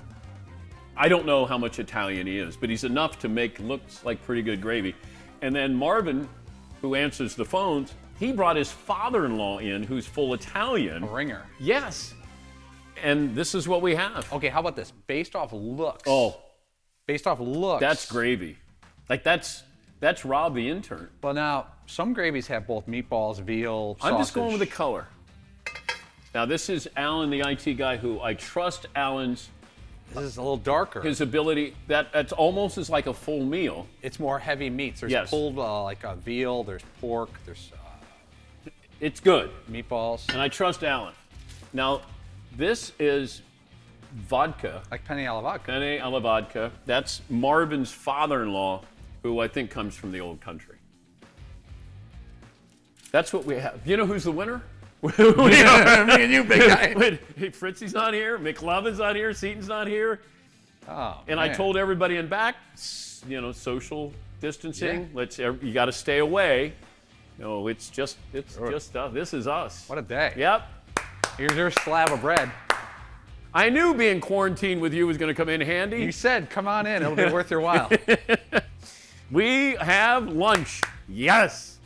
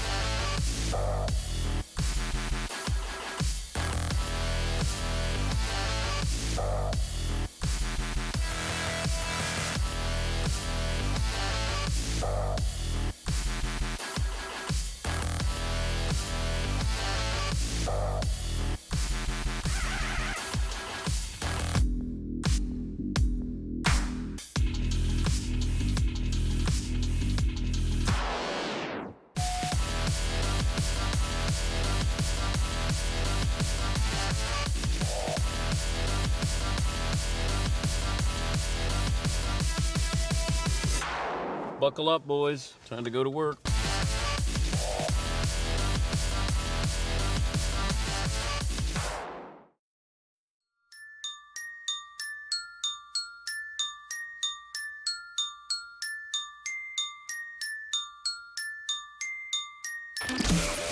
I would be really interested in getting Tua if I'm the Chargers. Dan Patrick. Are the Chargers moving up because they want to get him at 2 or 3 or wherever it's going to be? Wouldn't it be appropriate if he went to? See what I did with that, Todd? Todd, wake up. That was nicely done. Thank you, Todd. It takes me an extra second to click the unmute mute button. So if I don't respond right away, that's because I need that second to click the... Go back on the mute button. Thank you. Welcome to the Dan Patrick Show. One day before the virtual NFL Draft. He's Peter Schrager, co-host of NFL Network's Good Morning Football. The draft begins where? Draft begins at number 3. The more I'm getting into this and the more my phone is lighting up, the teams that are dying for a quarterback after Joe Burrow, it might be rather limited. Broadcasting from the Mercedes Man Cave. This is Dan Patrick. Final hour on this Wednesday. We'll check in with the Alabama head coach, Nick Saban. What is he telling these teams about Tua? We'll talk to Rick Stroud, great columnist, Tampa Bay Times. His thoughts on Gronk coming to town. Boy, that happened quickly. In the words of Ron Burgundy, that escalated quickly. And it did. And he passed his physical. And, of course, we seized the moment, and we came up with our Rob Gronkowski T-shirt, the Gronkaneers. That's up on the website, by the way, if you'd like to order. And you have until we have 5 more shopping days before we decide to take down the Tom Brady T-shirts that we have on the website. Unless Tom caves in just to, the public pressure and letting us, this little show, continue to have the Tampa Bay T-shirts. But we will comply, and you have until the 27th, and then we will take that down. 877-3DP Show, email address dp@danpatrick.com, Twitter handle at DP Show. And we say good morning to our radio and TV partners. You can watch this program for absolutely free. In fact, we'll even pay you. YouTube.com/The Dan Patrick Show. We got a winner on Fritzy's scoreboard contest. Carl in Chicago. 34 is a number. And 83. Oh, Paulie with a hand up quickly. 34-83. That's Walter Payton and Willie Galt, Dan, from the 85 Bears who won the title. Everything comes back to the 85 Bears. Yep. Good guess. Good Problem guess. solved. All right, Todd, does it have to do with this day in sports history? It doesn't have to do with this day in sports history. It has to do with an occasion for each. One is rather beastly, one a bit cuckoo. One rather beastly, one a bit cuckoo. Feels like you're really going far. You're really, I think it's good. You know what it is. I think you'll appreciate the clue. But you got a little crazy because I was able to guess it usually in about 5 seconds when I would see it each morning, and then you go. Because I could have put 12 and 87, which would have been terrible numbers to use today. Yeah. All right. So 34 is beastly. 34 is beastly. 83 is a bit cuckoo. Okay. Who's 34? Marshawn Beast Mode Lynch, 34th birthday today. That was Paulie said Beast Mode, and I go, that's not his number. That's because he's 34 years old today. That's pretty tough. Well, I got to make it a little tougher. You're winning one of our awesome shirts, and I can't. Well, the shirts aren't that awesome. I mean, these are just leftovers. I mean, you really got to earn it. Yeah. Okay. All right, and 83 is okay. cuckoo. He's a bit cuckoo. Yeah, Paul. The director of photography on One Flew Over the Cuckoo's Nest turns 83 today.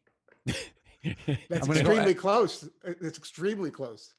I was actually kidding. I was trying to go something really obscure that no one had any chance to guess. You pretty much got it, but not the director, who's 83 years old from Cuckoo's Nest. Jack Nicholson. Jack Nicholson, 83 today. Oh, come on. That's one's a beast. I thought you'd get that immediately. Beast mode, beast. I don't have anybody's birthdays in front of me, Todd. You have it in front of you. Like no one's Googling it from their Quanta homes when I put the scoreboard out. They're all just guessing off the top of their head. God, that is hard.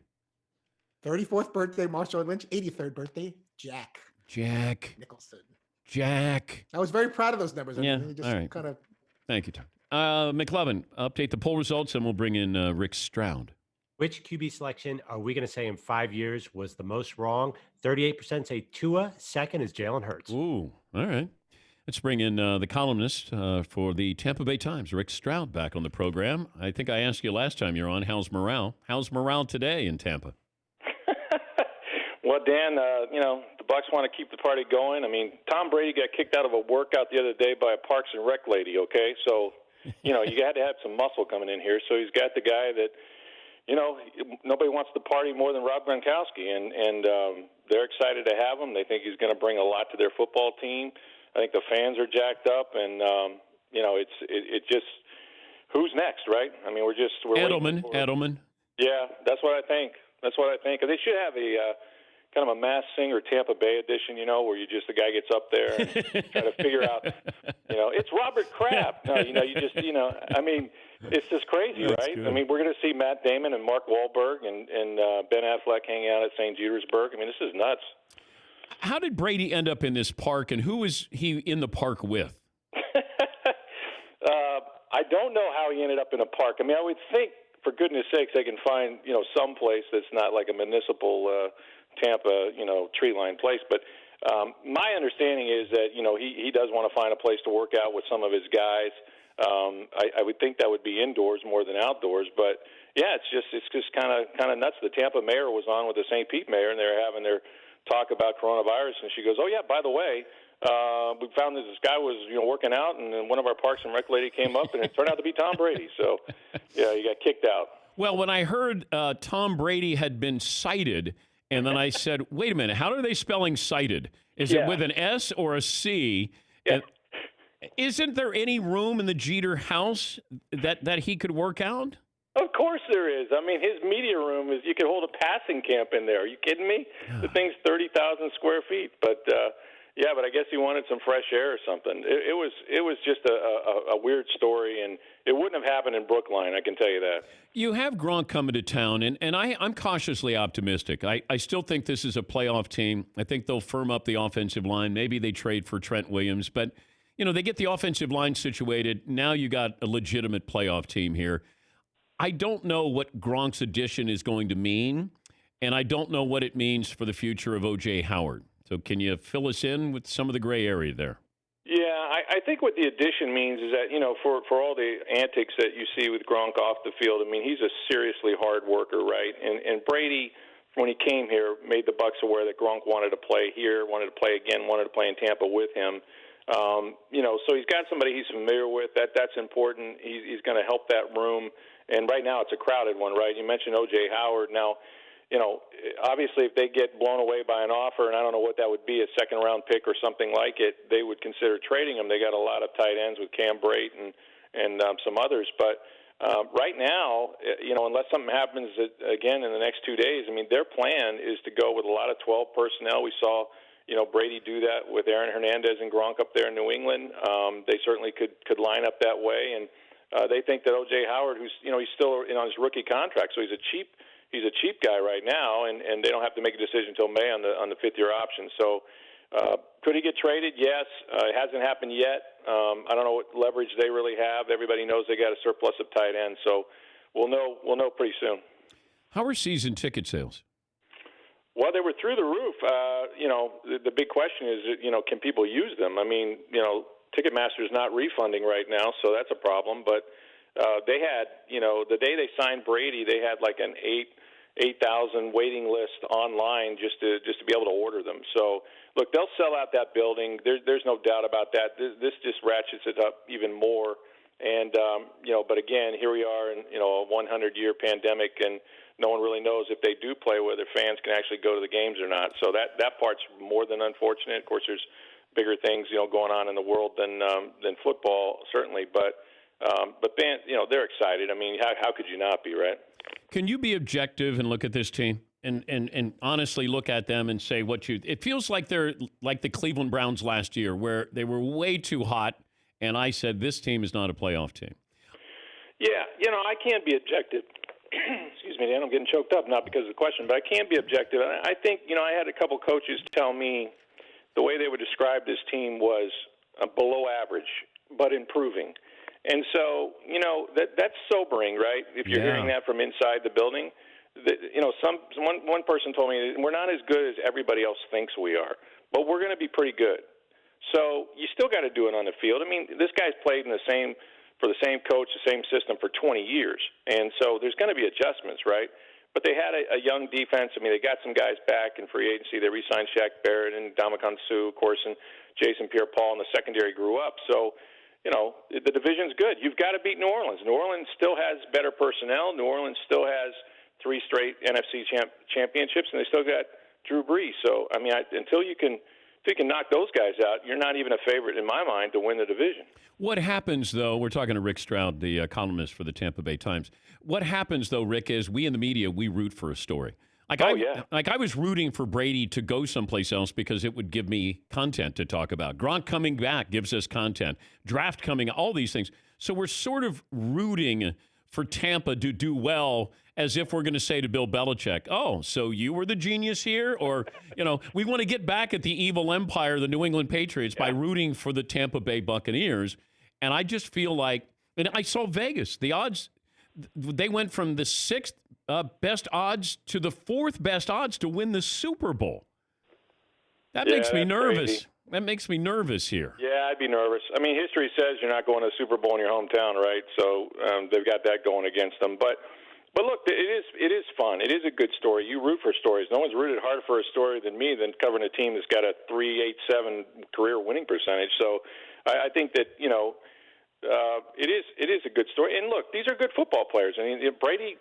No one's ever done this before at 43, right? But he still can throw and he still can play. This is not Peyton Manning, coming out of Indianapolis where he's all broken down. So let's see how it goes. I mean, I think it could be fun. They had a decent football team last year. They were 7-7. They should have done better. We know about the turnovers in Jameis Winston. Bruce Arians is a hell of a coach. I mean, he didn't win those awards and all those games by not knowing football. So I think it's worth, if you're a Bucs fan, getting excited about it, or an NFL fan. I don't think it's going to be Michael Jordan with the Wizards. I think this is something that's legit. It's good to talk to you, Rick. Would you rather have Brady and Gronk or the city hosting the Super Bowl? Ooh, wow. Super Bowls have been here. They're big events, man. I think I'd rather see Brady and Gronk. Just saying. No, I get it. That's probably the right answer there. But I'll let Tampa, go after you now because you don't care about this city. Yeah, here we go. Thank you, Rick. We appreciate your time as always. Thanks, Dan. That's Rick Stroud. He covers the Buccaneers and the NFL for the Tampa Bay Times. Oh, boy. It's fun. It is. But we do root for stories. I had somebody who texted me to say, well, then who are you rooting for drafting Tua? And I said, I want him to either go really high or fall in the draft because I'm just rooting for the story. And then what happens to the draft? If Tua goes later, let's say he starts to fall, and I go back to the quote I got from a source who said he could go 3 or 23. What if it's a free fall there? Or what if somebody goes up to get him? Or what if the Dolphins do take him in? All of this was a smokescreen. Like, there's part of me that says, don't put me through this. Hey, you know what? They're not taking Tua. They're taking Justin Herbert. The Dolphins are really interested in Jordan Love.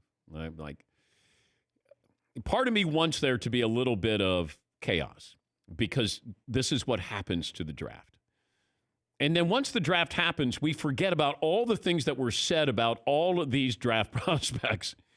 I mean, stuff is said, mean-spirited stuff, written, said. How did we find out that Tua broke his hand?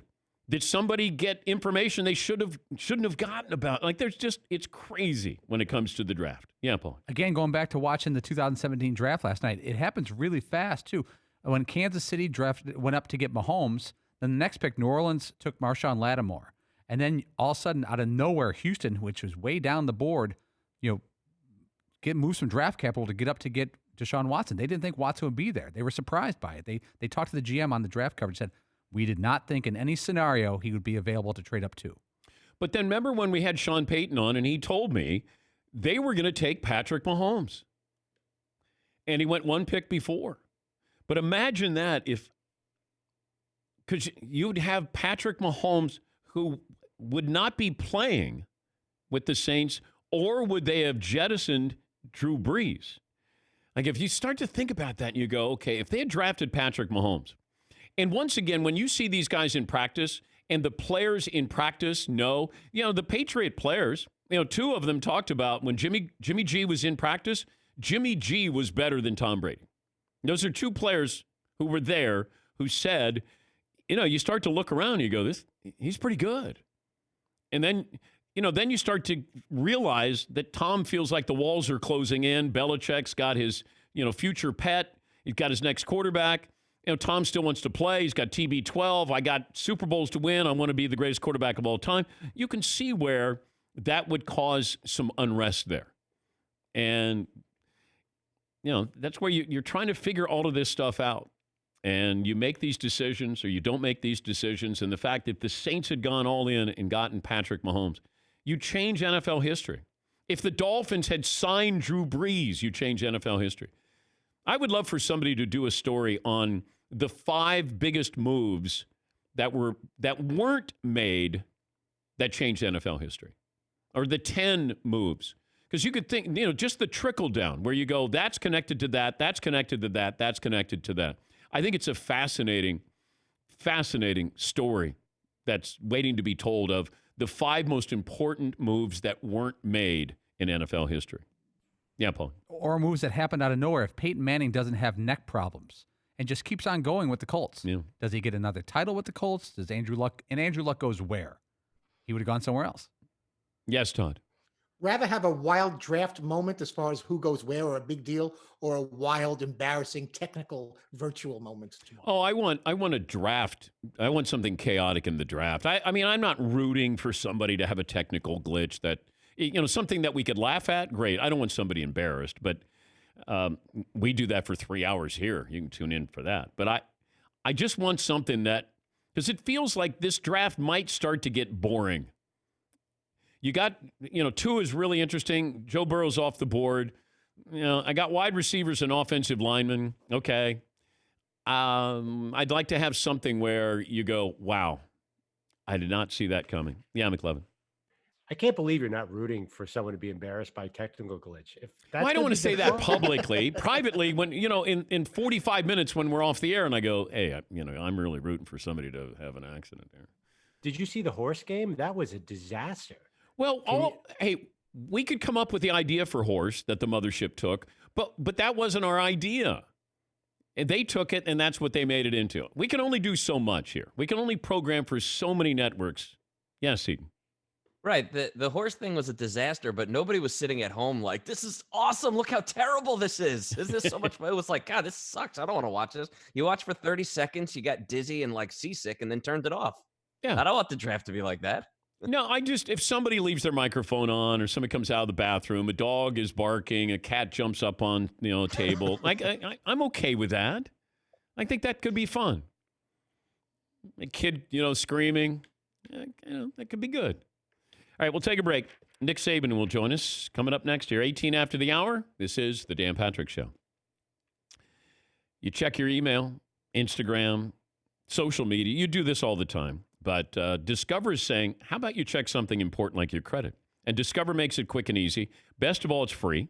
Discover is now offering FICO credit scores, and that's used by 90% of the top lenders. And you get it for free, even if you're not a customer. Checking your score, by the way, won't hurt your credit, and you can check each month for the changes. The Discover Credit Scorecard. Free for everyone. Learn more at discover.com/credit scorecard. Limitations apply.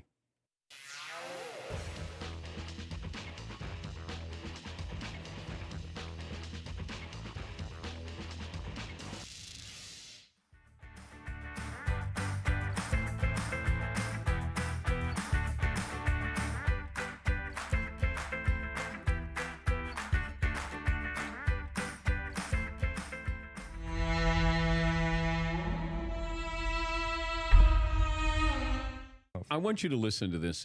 Fritzy has now he's done stand-up. Okay. He's done 4 times. All right. In 5 years. Okay. So he's really been out there. Not that consistent. Okay. This is his signature bit. Okay. And this was at Caroline's.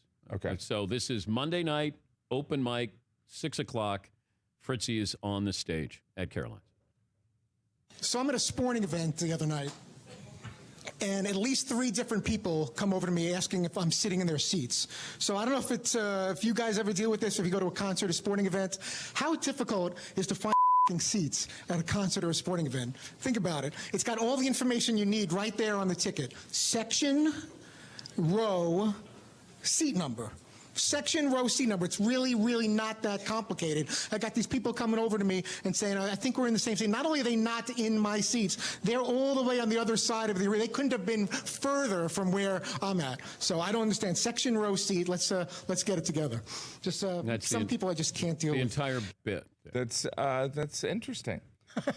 Ooh, that's being polite. No. I think it's, well, I see that there's a comic idea there, right? Yeah.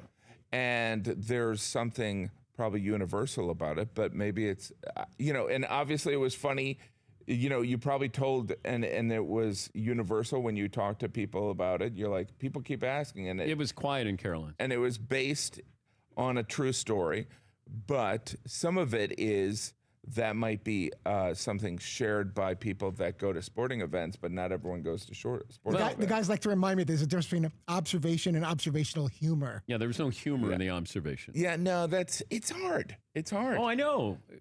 But it's hard. But you could you take that to the next level? Maybe. I would have started and said, I don't know why, what it is about me, but people always think I'm sitting in their seat at sporting events. Okay. You know what I mean? Okay. And then I would say, because it does happen, but I don't go to that many sporting events. So does it happen that often? It does to me. It seems and then it's kind of a commentary on how people are just too lazy to look at their tickets. That's the observation. It's like how did these people get here? Like, what are they, instead of in Madison Square Garden, are they sometimes like just in the Wendy's next door going, aren't the Knicks supposed to be playing in here? Do you know what I mean? Stroke of genius on my part that I sort of created this competition so people would cook for us. Right. You notice how I just tapped out? I'm like, whatever you're doing, keep going, big guy. Breadcrumbs with meatballs. When you're making meatballs, little Italian breadcrumbs always give it solidify it and give it a little texture. So Rob the intern gave us that. Roberto. Oh, he's going with Roberto? Mm-hmm. Oh my God! For one day, he's going as Roberto. Alan Guzzi. Yeah. He is. That's his. And then the Guzzi, mozzarella, carama. And then this is Marvin, who answers phones. And does other things, by the way. Mm-hmm. His father-in-law brought this in, and he's kind of a ringer. I think his father-in-law being full Italian, and I said, look, everybody wins here. There's no losers here. I've been fasting for almost 4 hours. Get ready for this. Now, that's Alan, the IT guy.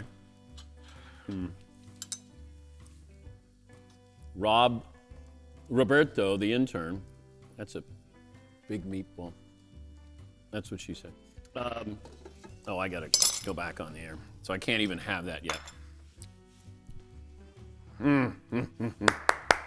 Yes.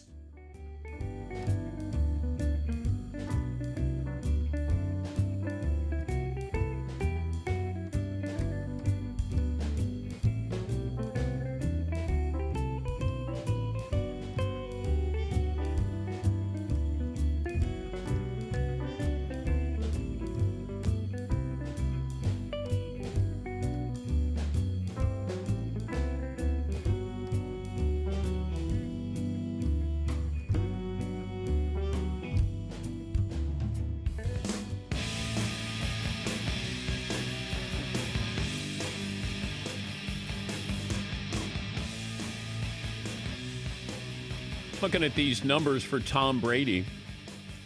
Last season, New England tight ends combined for 37 catches. That was the fewest catches among all the teams in the league. So maybe an embarrassing amount of riches here for Tom Brady in Tampa. He's got Cameron Brate, O.J. Howard, and, of course, Rob Gronkowski. We're waiting for Nick Saban. Is Coach Saban with us, Paulie? Any minute. Any minute we'll talk to Coach. Kyle in Tampa joins us. Hey, Kyle, what do you have for me today? Hey, Dan, 6'3", 250. talking about Gronk being loyal to Brady, not necessarily New England, how many fans do you think are like that? I have the distinguished pleasure of being married to somebody from Boston. She and all of her friends have already traded in their allegiances, but it's not just the ladies. I've got, colleagues from Boston that are all in on Tampa Bay with their season tickets and the straight fandom. So also wanted to ask, how many pints of Gronky grog are the Pirate Bars going to brew up? Oh, my gosh. Once the season gets going. Yeah, it's going to be quite an atmosphere there in Tampa. It is. It'll be a whole lot of fun. And Bruce Arians, and Bruce has been a quarterback's coach, offensive coordinator for some of the best quarterbacks in the last 25 years. He's Alabama head coach Nick Saban joining us on the program. Coach, how are you today? Doing great, Dan. How are you? I'm doing okay. I learned, it was reported that you learned how to text and email during the quarantine. Can you confirm or deny? Well, I receive emails. I'm not much of a texter. I receive text. So the big news is I now have an email and I receive emails. But have you sent an email on your own? No, I cannot. And then who texts you? Oh, all kind of people text me. But, okay. If I need to respond, I just call them. Yeah, that's what we used to do. I tell my kids that. I say, why don't you just call me? Like, not everything has to. If I text them, they'll respond. If I call them, they don't answer. I've been through the same program. How many calls are you getting about Tua? We probably had at least, half a dozen teams call about Tua. Probably more than that about some of the other players, but specifically about Tua. I think, teams that are interested in a quarterback are going to be interested in Tua. Other than that, I think the other guys, they're just interested in the other players that we have in the draft. What are you telling or reinforcing with these coaches who are interested in Tua? Well, Tua's a great player. He's very instinctive. He's very accurate with the ball. He's got a great feel for the game. He's great personality. Really good person. Great teammate to have on your team. He's a good leader. And I think he's proven that over and over again. I think that, from an injury standpoint, what I've tried to tell teams is every time Tua has gotten hurt here, it's been extending a play where he should have never even got hit. So I think the lesson in self-preservation that he needs to learn as a quarterback so he doesn't take unnecessary hits is probably, what he needs to learn how to do. Now, the guy's a great competitor, so he's always trying to make a play, which you really don't want to take that away from him, but you also want him to, know when there's nothing there and there's no sense in, taking a hit that you don't need to take. Are you guys the first quarterback-coach combination to have hip surgery in the same year? Wow, I never thought of it that way, but I guess you're right. Whose hips in better shape, though? Let me say that. Well, he's in way better shape than me. Well, no, his hip. Well, I think his hip is fine. Everything that our doctors say here about the way his rehab has gone, all his recheck physicals that we've done internally here. The healing process is great. The surgery went great. The rehab has gone very, very well. I have not seen Tua work out since, we didn't have a pro day here, me personally. So I don't know where he is relative to what percentage he is today. But I think everybody's feeling is he's going to continue to make progress and get back to 100% very shortly. What does Tua do better than Joe Burrow?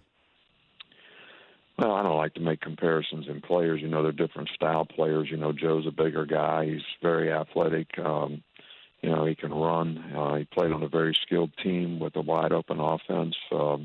Good decision maker. Joe extends plays. But I don't like to compare players. Tua is a little different style player, but I think both of them are very effective at what they do. I guess the thing that stands out, or I've been told many, many times, it's the common theme with Tua. The ball comes out of his hands differently than anybody else that a lot of people have seen. And I know Trent Dilfer went overboard saying that, Tua throws the better ball than Dan Marino or Aaron Rodgers did.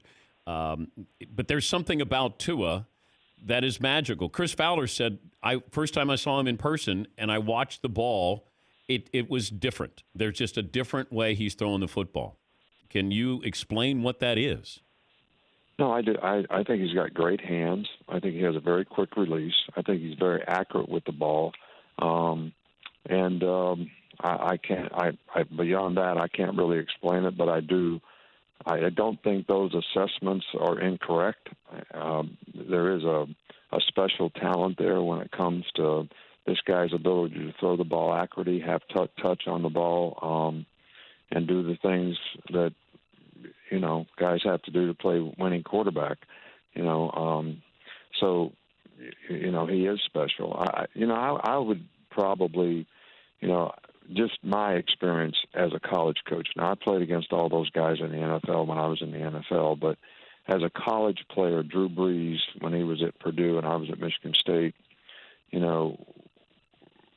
is probably the best comparison that I can make as college players. All those guys that you talked about, are a little different style guys, and they're all very, very good players. And I think Tua is going to be a very, very good player too.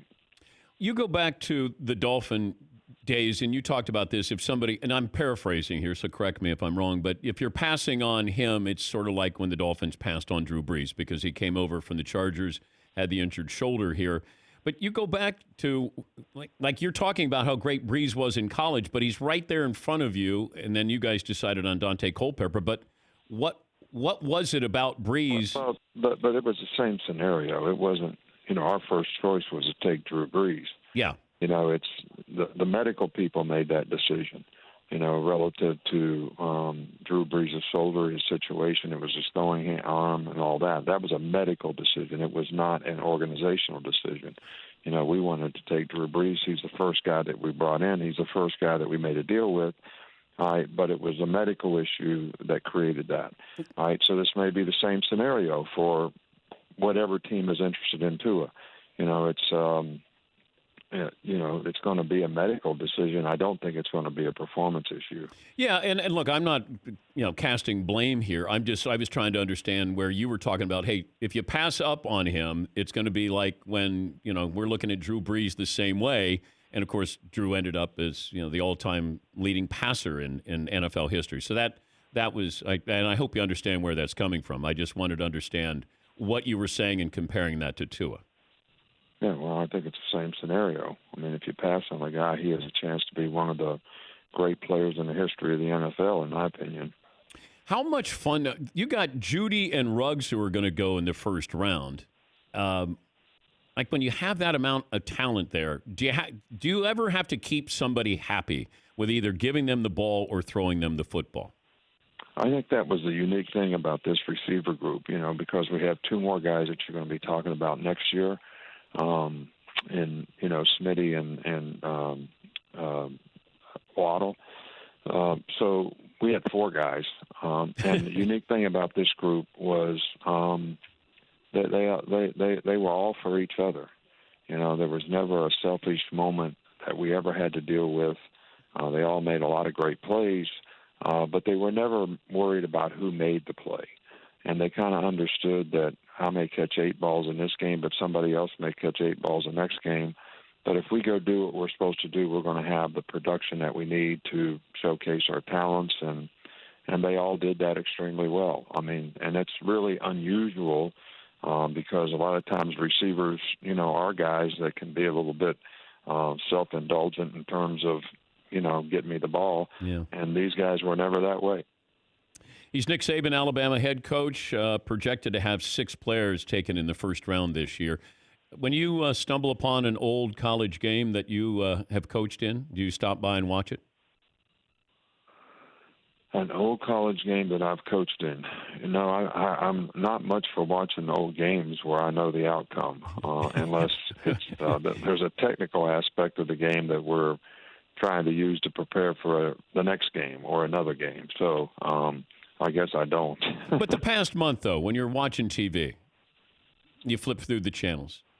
You haven't stopped on an Alabama game?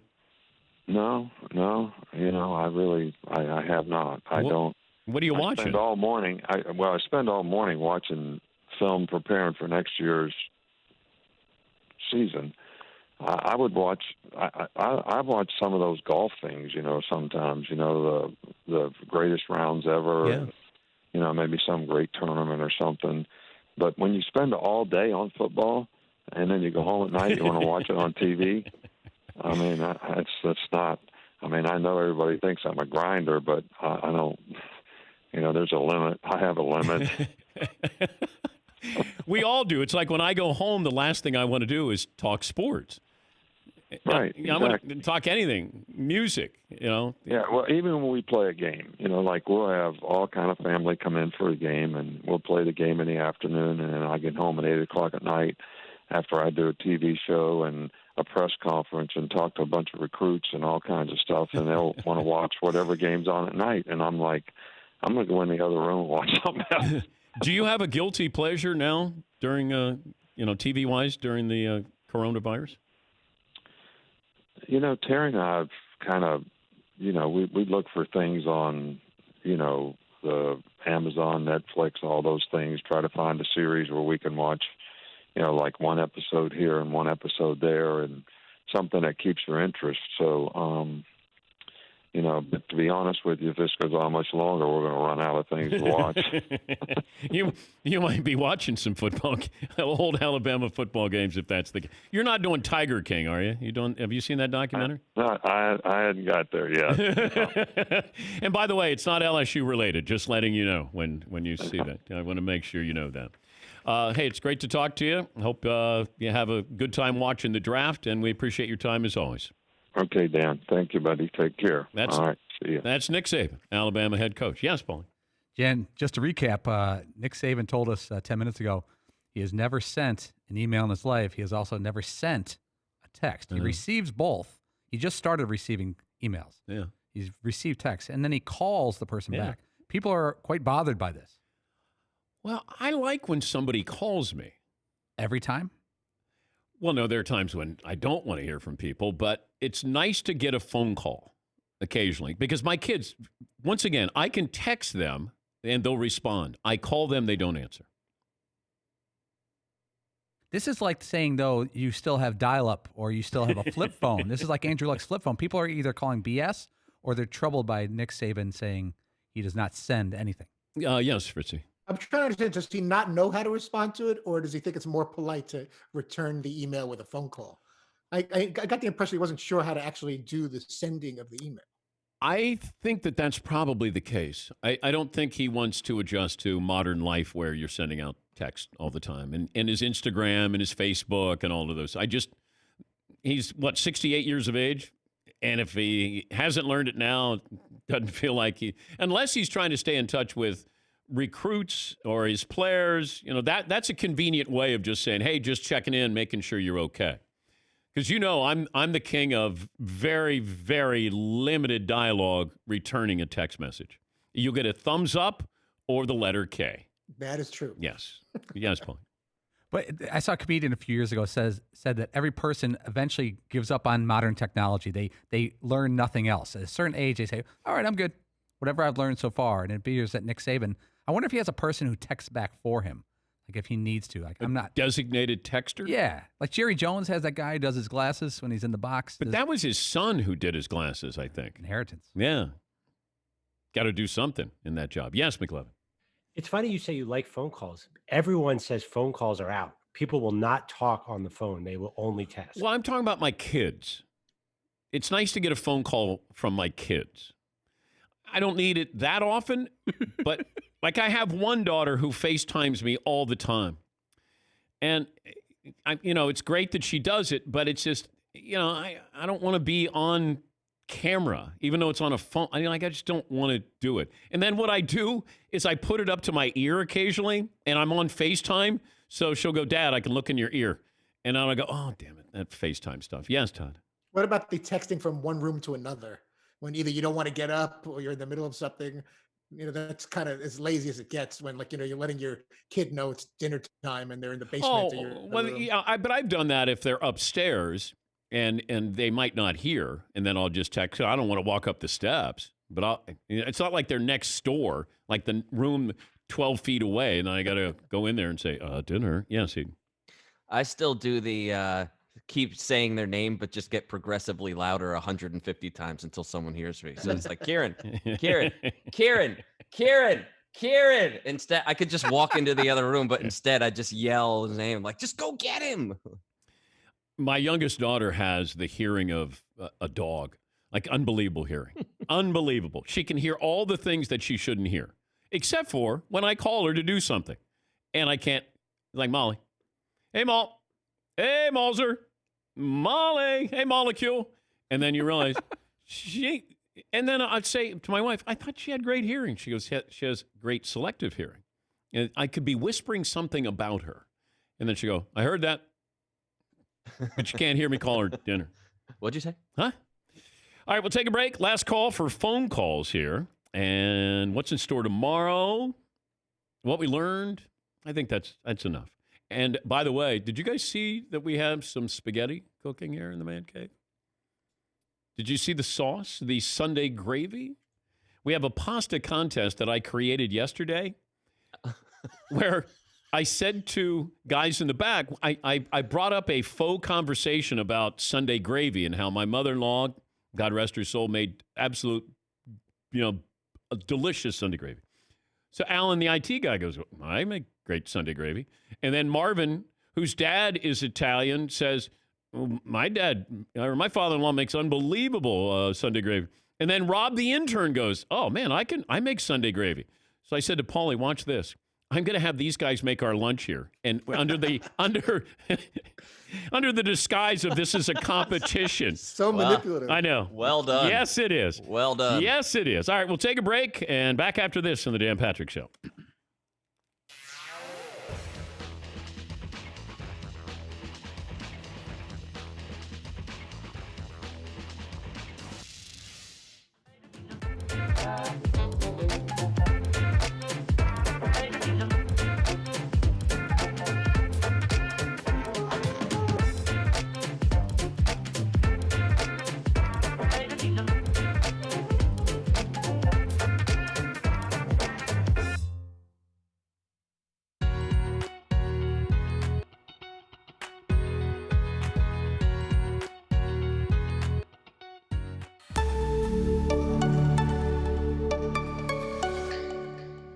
Did you think you were as good as Jordan at that time? You know what? I think certain players, when you're at a certain level and top 5, 10, whatever, top 20 in the league, you feel like you're the best player on the court.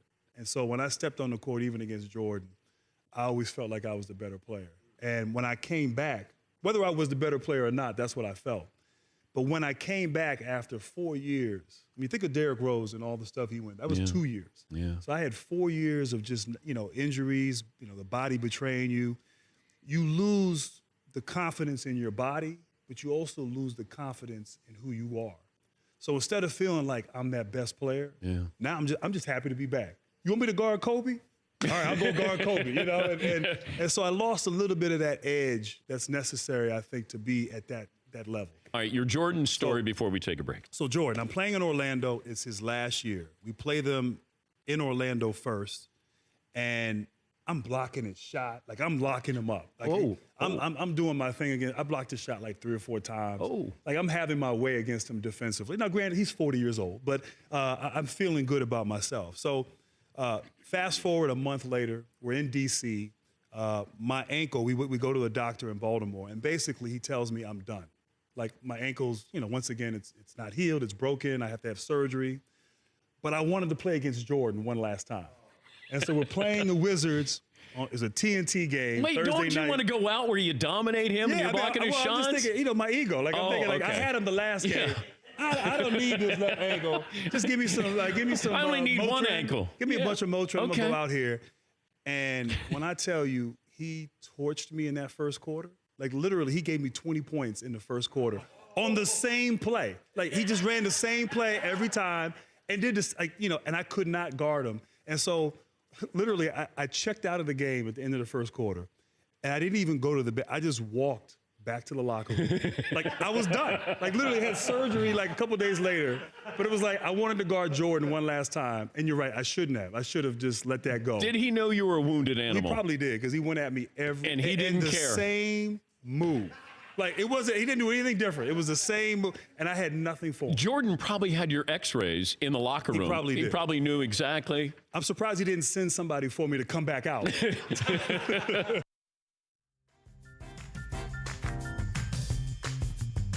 Here, his father-in-law came in and made penne alla vodka. Alan, our IT guy, made his Sunday gravy. Rob, who's an intern, Roberto came up with his Sunday gravy. Is it best bowl? Best bowl. So you pick out, if you go, oh, that's the best one. Okay. And then we'll see if it matches mine. There's no losers here because I got these guys to make this and nobody gets anything. We're really off to a good start here. Very tender. That's the penne alla vodka? Oh, man. Okay.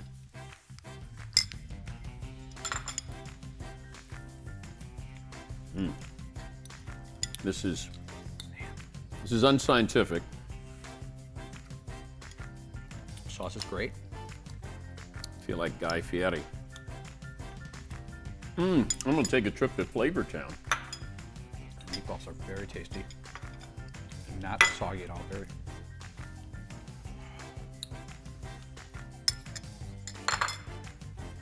Wow, this has a lot to say. Alan's? This bowl has a pasta. Does it have too much to say? Okay. Okay. I got my one. I mean, once again, there's no losers. And we get garlic bread. Right. I gotta come up with a competition. Wings? Who makes the best wings? All right, I'm ready. Okay. This is the best bowl. It's more original and feels like a Sunday gravy that I've heard about. Okay, that's Alan, the IT guy? But these two are very good. Yes. Oh, so you went with that. I agree with you on the Sunday gravy. Yeah. I think the penne alla vodka. It's fantastic. Would be my... That you'd return for? My first choice. I have to gear up for Alan's Sunday gravy. I see where you're but going. I think this is Sunday gravy. The little onions and pancetta in here are fantastic. But I give Rob, the intern, a lot of credit Rob's meatballs for are having the bravado.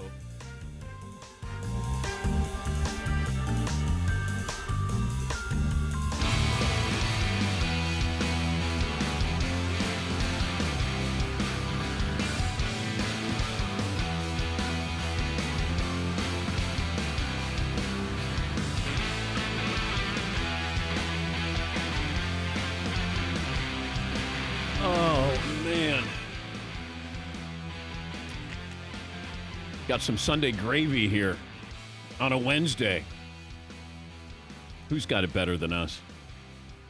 Final results of the poll question there, McLovin. We'll have this day in sports history, what's in store for Thursday's show. Which pick is going to surprise us most among the quarterbacks in 5 years?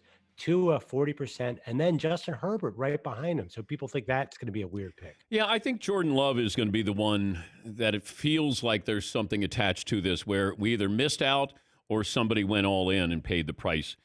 Peyton Manning was on SportsCenter yesterday, and he gave his thoughts about Tom Brady moving to the NFC.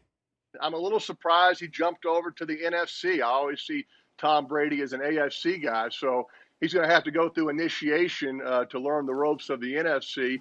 But they got a great team around him, it sounds like. Bruce Arians was my quarterback's coach in that rookie season in my first few years in the NFL. He's got a tough division. I don't think the Saints and the Falcons and the Panthers are going to just let the Bucks kind of roll into town. It should be making for some interesting divisional games and matchups.